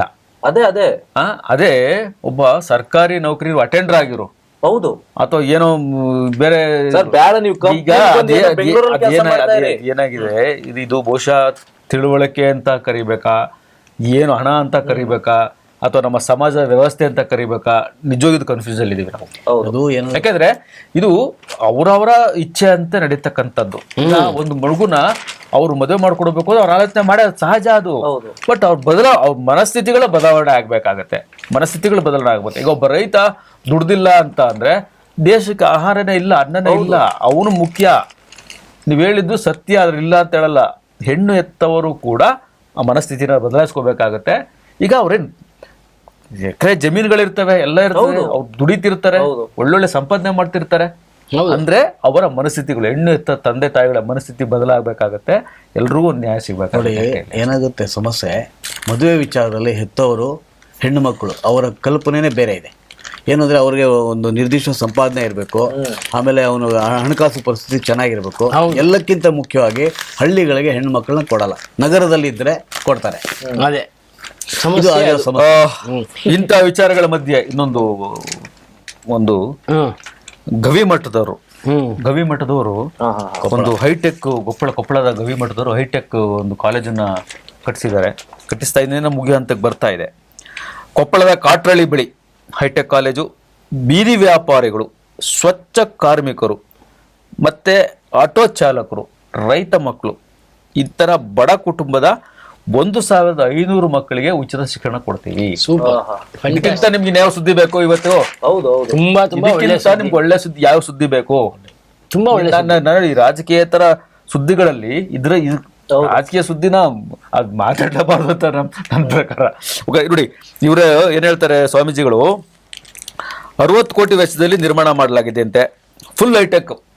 ಓಕೆ, 48 ಎಕರೆ ಕ್ಯಾಂಪಸ್, 48 ಎಕರೆನಲ್ಲಿ ಆಗಿರ್ತಕ್ಕಂಥ ಕ್ಯಾಂಪಸ್ ಇದು. ಓಕೆ, ಏನೋ ಕಾಲೇಜ್ ಕೆಲಸ ಎಲ್ಲ ಮುಗಿದಿದೆ, ಹಾಸ್ಟೆಲ್ ನಿರ್ಮಾಣ ಆಗ್ಬೇಕಾಗಿದೆ, ಮಾಡ್ತಾ ಇದ್ದೀವಿ. ಮತ್ತೆ ಪರಿಸರನ ಕೂಡ ಗ್ರೀನ್ ಮಾಡಬೇಕು ಅನ್ನೋ ಕಾರಣಕ್ಕಾಗಿ 20,000 ಗಿಡಗಳನ್ನ ಇದಾಗಲೇ ನೆಟ್ಟಿದ್ದಾರೆ. ತುಂಬಾ ಒಳ್ಳೆ ನೋಡಿ, ಅವರು ಯಾವುದೇ ವಿಧವಾದಂತಹ ಲಾಭಗಳನ್ನ ಎಕ್ಸ್ಪೆಕ್ಟ್ ಮಾಡ್ದಂಗೆ ಇಷ್ಟು ಎಜುಕೇಶನ್, ಇದು ನಿಜವಾದ ಸಮಾಜ ಸೇವೆ ಮಾಡಬೇಕಾದ ಕೆಲಸ ಇದು. ಹೌದು, ಮೊನ್ನೆ ಎಲ್ಲ ಏನೇನೋ ಸ್ವಾಮೀಜಿಗಳು ರೋಡ್ ಗಿಳಿತೀನಿ ಅನ್ನೋದು, ಇವ್ರು ಮುಖ್ಯಮಂತ್ರಿ ಆಗಿದ್ರೆ ನಾವೆಲ್ಲ ಪ್ರಾಣ ಕೊಡ್ತೀವಿ, ಅದಲ್ಲ ನೋಡಿ. ಇದು ಸೈಲೆಂಟ್ ಆಗಿ ಅವ್ರ ಕೆಲಸ ಮಾಡ್ತಾ ಹೋಗ್ತಾ ಇದ್ದಾರೆ. ನಿಜವಾಗಿಯೂ ಸ್ವಾಮೀಜಿಗಳು ನಾವು ಇಲ್ಲಿಂದನೇ ಒಂದು ನಮಸ್ಕಾರ ಮಾಡಿದ್ರೆ ತಪ್ಪೇನು? ಯಾಕೆಂದ್ರೆ ಅಭಿನಂದಿಸಬೇಕು. ತುಂಬಾ ಒಳ್ಳೆ ಎಜುಕೇಶನ್ ಯಾವ ಮಟ್ಟಕ್ಕೆ ಒತ್ತು ಕೊಡ್ತಾ ಇವೆ. ಜೊತೆಗೆ ಕೊಪ್ಪಳ ಹಿಂದುಳಿದ ಪ್ರದೇಶ, ಗ್ರಾಮೀಣ ವಿದ್ಯಾರ್ಥಿಗಳು ಬಹಳ ಅನುಕೂಲ. ನಿಜವಾಗ್ಲೂ ಅವ್ರು ಬೆಂಗಳೂರು ಅಂತ ಸ್ಥಳಗಳು ಬಂದು ಓದ್ಲಿಕ್ಕೆ ಅವ್ರ ಅವಕಾಶ ಇಲ್ಲ. ಇದು ಅಲ್ಲೇ ಸಿಗುತ್ತೆ ಒಳ್ಳೆ ಎಜುಕೇಶನ್ ಅಂದ್ರೆ ಅವ್ರ ಬದುಕು. ಅದೇ ಅಂತ ಕಡೆ ಏನು, ಅದೇ ಇವರು ರವಿ ಅವರು ಹೇಳಿದಾಗೆ ರೈತರ ಮಕ್ಕಳು, ಆಟೋ ಚಾಲಕರ ಮಕ್ಕಳು, ಹೆಣ್ಣು ಮಕ್ಕಳು ಎಸ್ಪೆಷಲಿ ಹೆಣ್ಣು ಮಕ್ಕಳಿಗೆ ಒತ್ತು ಜಾಸ್ತಿ ಕೊಡ್ತಾ ಇದ್ದಾರೆ ಎಜುಕೇಶನ್ಗೆ. ತುಂಬಾ ಶ್ಲಾಘನೀಯ. ಮತ್ತೆ ಅದ್ಭುತವಾದ ಮಕ್ಕಳುಗಳು ನಿಜವಾಗ್ಲೂ ಇಂಥ ವ್ಯವಸ್ಥೆಗಳಲ್ಲಿ ಮಕ್ಕಳುಗಳನ್ನು ಬಳಸ್ಕೊಬೇಕು ಸರ್. ಕೆಲವೊಂದ್ಸಲ ಏನಾಯ್ತು, ಇವತ್ತೆಲ್ಲ 1-2 ಮಕ್ಕಳನ್ನ ಇಟ್ಕೊಂಡು ಅವರು ಒಳ್ಳೊಳ್ಳೆ ವ್ಯವಸ್ಥೆ, ಮುರಾರ್ಜಿ ಸ್ಕೂಲ್ ಇಂಥವ್ರಿಗೆಲ್ಲ ಒಳ್ಳೊಳ್ಳೆ ವ್ಯವಸ್ಥೆಗಳು ಸಿಗ್ತಾ ಇದೆ ಖಂಡಿತವಾಗ್ಲು. ಬಟ್ ನಮ್ಗೂ ಒಬ್ಳೆ ಮಗಳಿದ್ದಾಳೆ. ಇಂಥ ವ್ಯವಸ್ಥೆಗಳು ನೀವು ಒಬ್ಳಿಗೆ ಲಕ್ಷಾಂತರ ರೂಪಾಯಿ ಕೊಟ್ಟು ಎಲ್ಲಿ ನೀವು ಆಟೋ ಚಾಲಕರು ಮತ್ತೊಬ್ರು ನೀವು ಮಾಡಕ್ ಆಗ್ತದೆ? ದಯವಿಟ್ಟು ಇಂಥದ್ನ ಬಳಸ್ಕೊಬೇಕು. ಇದು ಮಾಡಿರೋ ಬಟ್ ನಿಜವಲ್ಲ ಸ್ವಾಮೀಜಿಗಳು ಬಹಳ ಒಳ್ಳೆ ಕೆಲಸ ಮಾಡಿದ್ದಾರೆ. ಶ್ರೀಗಳು ಅವ್ರಿಗೆ ಗವಿಸಿದ್ದೇಶ್ವರ ಶ್ರೀಗಳಿಗೆ ಹೇಳಿದಾಗ ಶರಣಾರ್ಥಿಗಳು. ಅವರಿಗೆ ಅವರ ಇನ್ನೊಂದು ವಿಶೇಷ ಏನಂದ್ರೆ, ಈಗ ನಾವು ಕಳ್ಳತನ ಅದು ಇದು ಅಂತೆಲ್ಲ ಹೇಳ್ತೀವಿ. ಮಧ್ಯಪ್ರದೇಶದಲ್ಲಿ ಕಳ್ಳತನಕ್ಕೆ ತರಬೇತಿ ಕೊಡಕ್ಕೆ ಒಂದು ಕಳ್ಳರು ಯೂನಿವರ್ಸಿಟಿ ಮಾಡಿದ್ದಾರೆ. 2 ಲಕ್ಷ ರೂಪಾಯಿ ಶುಲ್ಕ ಕೊಟ್ರೆ ಅವ್ರು ನೀವು ಹೇಗೆ ಕಳ್ತನ ಮಾಡೋದು, ಹೇಗೆ ತಪ್ಪಿಸ್ಕೊಳ್ಳೋದು, ಹೇಗೆ ಏನು ವಿಧಾನ, ಹೇಗೆ ಕನ್ನ ಹಾಕೋದು, ಹೇಗೆಲ್ಲ ಹೇಳ್ಕೊಡ್ತಾರಂತೆ. ಅದ್ರೇನು 12 ವರ್ಷದ ಮಕ್ಳಿಗೂ ತರಬೇತಿ ಕೊಡ್ತಾರಂತೆ. ಇದು ಬಹುಶಃ ಇದು ಸರ್ಕಾರದ ಗಮನಕ್ಕೆ ಬಂದಿರ್ಲಿಕ್ಕೆಲ್ಲ ಈಗ ಆಲ್ರೆಡಿ ನಡೀತಿದೆ ಅಂತೆ. ಸರ್ಕಾರ ಮೊದಲು, ಮಧ್ಯಪ್ರದೇಶ ಸರ್ಕಾರ ಇದನ್ನ ಮೊದಲು ಕಡಿವಾಣ ಹಾಕ್ಬೇಕು. ಯಾಕಂದ್ರೆ ಇದು ಒಳ್ಳೆ ಬೆಳವಣಿಗೆ ಅಲ್ಲ. ಆಮೇಲೆ ಮುಟ್ಟಿನ ರಜೆ ಇನ್ನೊಂದು ಹೇಳ್ಬಿಡ್ತೀನಿ. ರಜೆ ವಿಚಾರದಲ್ಲಿ ಮೊನ್ನೆ ಹೈಕೋರ್ಟ್ ಅಲ್ಲಿ ವಾದ ಪ್ರತಿವಾದ ನಡೀತಿತ್ತು. ಈಗ ನಿನ್ನೆ ಹೈಕೋರ್ಟ್ ಸ್ಪಷ್ಟವಾಗಿ ಹೇಳಿದೆ, ಯಾವುದೇ ಕಾರಣಕ್ಕೂ ಮುಟ್ಟಿನ ರಜೆ ಇದಕ್ಕೆ ನಾನು ತಡೆ ಕೊಡಲ್ಲ. ಸೊ ಅದು ಜಾರಿ. ಸೊ ಇನ್ನು ಅದೊಂದು ಆತಂಕ ಆಯ್ತು, ಅದು ಕ್ಲಿಯರ್ ಆಗಿದೆ. ಇನ್ನೇ ಇಲ್ಲ, ಊಬರ್ನಲ್ಲಿ ನಮ್ಮ ಮೆಟ್ರೋ ಟಿಕೆಟನ್ನು ನೀವು ಇನ್ಮೇಲೆ ಖರೀದಿ ಮಾಡಬೇಕು. ನಮ್ಮ ಮೆಟ್ರೋ ಇದು ಊಬರ್ ಒಂದು ಆ್ಯಪನ್ನು ಡೌನ್ಲೋಡ್ ಮಾಡಿಕೊಂಡ್ರೆ ನೀವು ಅಲ್ಲಿಂದಾನೇ ಬೇಕಂದ್ರೆ ನೀವು ಊಬರ್ ಇದು ಮೆಟ್ರೋ ಟಿಕೆಟ್ ಅನ್ನ ನೀವು ಖರೀದಿಸಬಹುದು. ಈಗೇನು ನಾವು ಬೆಂಗಳೂರಲ್ಲಿ ಓಡಾಡ್ಬೇಕಾದ್ರೆ ನಾವು ಊಬರ್ ಕಾರು ಅಥವಾ ಆಟೋ ಬುಕ್ ಮಾಡ್ತೀವಿ, ಅದರಲ್ಲೇ ಮೆಟ್ರೋ ಟಿಕೆಟ್ ತಗೋಬಹುದು. ಮೆಟ್ರೋ ಟಿಕೆಟ್ ಇರುವಂತ ಅಗತ್ಯ ಇರಲ್ಲ ಮೆಟ್ರೋ ಸ್ಟೇಷನ್ ಅಲ್ಲಿ. ಇರುವಂತ ಅಗತ್ಯ ಇಲ್ಲ. ನೇರ ನೀವು ಹೇಳುದು ಮೆಟ್ರೋ ಸ್ಟೇಷನ್ಗೆ ಡೈರೆಕ್ಟ್ ಆಗಿ ನೀವು ಟಿಕೆಟ್ ತಗೊಂಡು ಹೋಗ್ತಾ ಇರ್ಬೋದು. ನೀವು ಅಲ್ಲಿ ಸ್ಕ್ಯಾನ್ ಮಾಡಿದ್ರೆ ಆಗತ್ತೆ. ಸೊ ಇದು ಮೆಟ್ರೋದವ್ರಿಗೂ ಮತ್ತೆ ಊಬರ್ನವ್ರಿಗೆ ಒಡಂಬಡಿಕೆ ಆಗಿರೋದು. ಇನ್ನೊಂದು, ಈ ದಿಲ್ಲಿ ಮತ್ತು ಬೇರೆ ಉತ್ತರ ರಾಜ್ಯಗಳಲ್ಲಿ ಏನ್ ಗುಜರಿ ವಾಹನಗಳಿರುತ್ತೆ ಅದನ್ನ ತಗೊಂಬಂದು ರಿಪೇರಿ ಮಾಡಿ ಈ ಬೆಂಗಳೂರಿನಲ್ಲಿ ಮರು ಮಾರಾಟ ಮಾಡೋ ದಂಧೆ ಇದೆ, ಜೋರಾಗಿದೆ. ದೊಡ್ಡ ದಂಧೆ ಅದು. ಆಮೇಲೆ ಅದು ರಿಜಿಸ್ಟ್ರೇಷನ್ ರದ್ದಾಗಿರುತ್ತೆ. ಯಾವ ರೀತಿ ರಿಜಿಸ್ಟ್ರೇಷನ್ ಮಾಡ್ತಾರೋ ಖಂಡಿತ ಕಡಿಮೆ ಮಾಡ್ಬಿಡ್ತಾರೆ. ಹೇಗೋ ಓಡಿಸ್ತಿರ್ತಾರೆ. ಪೊಲೀಸರು ಅದನ್ನ ಇಟ್ಕೊಂಡಾಗ ರಿಜಿಸ್ಟ್ರೇಷನ್ RC ಅದು ದಾಖಲೆ ಕೇಳಿದಾಗ ಗೊತ್ತಾಗುತ್ತೆ ಇದು. ಆಮೇಲೆ ಇವ್ರೇನ್ ಮಾಡ್ತಾರೆ, ಮಾರಾಟ ಮಾಡ್ಬಿಡ್ತಾರೆ. ಖರೀದಿ ಮಾಡ್ಬಿಟ್ಟು ಇವ್ರು ಸಿಕ್ಕಾಕೊಂಡಾಗ ಪರದಾಡ್ತಾರೆ ಖರೀದಿ ಮಾಡಿದಾಗ. ಅದು ಒಂದು ದೊಡ್ಡ ದಂಧೆ ಆಗಿದೆ. ಕ್ರೀಡೆಗೆ ಬಂದ ಹಾಗೆ, ಕ್ರೀಡೆಗೆ ಬರೋದಾದ್ರೆ ಇನ್ನೊಂದು ಅದು ಮುಂಚಿತವಾಗಿ ಹೇಳಿ ರೈತರಿಗೆ ತುಂಬಾ ಖುಷಿ ಕೊಡುವಂತ ಒಂದು ಹೇಳಿ. ರೈತರು ತುಂಬಾ ದಿನಗಳಿಂದ ತೊಗರಿಗೆ ಬೆಂಬಲ ಬೆಲೆ ಕೇಳಿ ಮುಷ್ಕರ ಧರಣಿಗಳು ಮಾಡ್ತಾ ಇದ್ರು. ಕೇಂದ್ರ ಸರ್ಕಾರ ಇವಾಗ ಅದಕ್ಕೆ ಸಮ್ಮತಿ ಮಾಡಿದೆ. ಒಂದು 10 ಲಕ್ಷ ಮೆಟ್ರಿಕ್ ಟನ್ ತೊಗರಿ ಬೆಳೆನ ಖರೀದಿಗೆ ನಿರ್ಧಾರ ಮಾಡಿದೆ. ಈಗಾಗಲೇ ಅಲ್ಲಿ ಒಂದು ಏನು ಖರೀದಿ ಕೇಂದ್ರಗಳನ್ನ ಪ್ರಾರಂಭ ಮಾಡಿದೆ. ಆದ್ರೆ ಅವರು ಒಂದು 90 ದಿವಸ ಅಷ್ಟೇ ಅಂತ ಹೇಳಿದ್ದಾರೆ. ದಯವಿಟ್ಟು ಅದು 90 ದಿನ ಅನ್ನೋದನ್ನ ಇನ್ನು ಸ್ವಲ್ಪ, ಯಾಕೆಂದ್ರೆ ಎಲ್ಲಾ ತೊಗರಿಗಳು ಒಂದೇ ಸಾರಿ ಕಟಾವು ಬರಲ್ಲ. ಅದು ಅವರು ಎಷ್ಟೆಷ್ಟು ದಿವಸಕ್ಕೆ ಆಗ್ತದೆ, ಅದ್ರಾಗಿ ಸ್ವಲ್ಪ ಏರುಪೇರು ಇರ್ತದೆ. ಸೊ ಅವ್ರು ಸ್ವಚ್ಛತೆ ಮಾಡ್ಕೊಡ್ಬೇಕು, ಎಲ್ಲ ಮಾಡ್ಬೇಕು. ಆ ಕಾರಣಕ್ಕೋಸ್ಕರ ಒಂದಷ್ಟು ಇದನ್ನ ಸ್ವಲ್ಪ ಎಕ್ಸ್ಟೆಂಡ್ ಮಾಡಿದ್ರೆ ರೈತರಿಗೆ ತುಂಬಾ ಒಳ್ಳೇದಾಗತ್ತೆ ಅಂತ. ಇದು ಕೇಂದ್ರ ಸರ್ಕಾರದಿಂದ ರೈತರಿಗೆ ಒಂದು ಬಂಪರ್ ಕೊಡುಗೆ ಅಂತಾನೆ ತುಂಬಾ ಒಳ್ಳೆ ವಿಷಯ. ಇನ್ನೇ ಇಲ್ಲ, ಸಮಯ ಆಗ್ತಾ ಇರೋದ್ರಿಂದ ಕ್ರೀಡೆದೇ ಇಲ್ಲ, ವೀರೋಚಿತವಾದ ಒಂದು ಗೆಲುವನ್ನ ನಮ್ಮ ಜೂನಿಯರ್ ಹಾಕಿ ವಿಶ್ವಕಪ್ ನಲ್ಲಿ ಅವ್ರು ಗೆದ್ದಿದ್ದಾರೆ, ಕಂಚಿನ ಗೆದ್ದಿದ್ದಾರೆ. ಅದಕ್ಕೆ ಒಳ್ಳೇದಾಗ್ಲಿ, ಅವ್ರಿಗೆ ಅಪ್ರಿಶಿಯೇಟ್ ಮಾಡಬೇಕಾದ್ದು ನಮ್ಮ ಧರ್ಮ. ಖಂಡಿತ ಸರ್. ಇವತ್ತಿನ ಕಾಫಿ ಕಟ್ಟೆ ಕಾರ್ಯಕ್ರಮವನ್ನ ನಾವು ಮುಗಿಸ್ತಾ ಇದ್ದೀವಿ. ಇವತ್ತಿನ ಪತ್ರಿಕೆಗಳ ವಿಚಾರವನ್ನ ನಮ್ಮ ಜೊತೆ ಒಂದಷ್ಟು ವಿಚಾರ ಮಾಡಿದ್ದಕ್ಕೆ ತಮ್ಮೆಲ್ಲರಿಗೂ ಧನ್ಯವಾದಗಳು. ಪ್ರೇಕ್ಷಕರೇ, ಇದಾಗಿತ್ತು ಇವತ್ತಿನ ಕಾಫಿ ಕಟ್ಟೆ ನೇರ ಪ್ರಸಾರ ಕಾರ್ಯಕ್ರಮ. ನಾಳೆ ಮತ್ತೊಂದಷ್ಟು ಅತಿಥಿಗಳೊಂದಿಗೆ ಕಾಫಿ ಕಟ್ಟೆ ನೇರ ಪ್ರಸಾರ ನಿಮ್ಮ ಮುಂದೆ. ನಮಸ್ಕಾರ.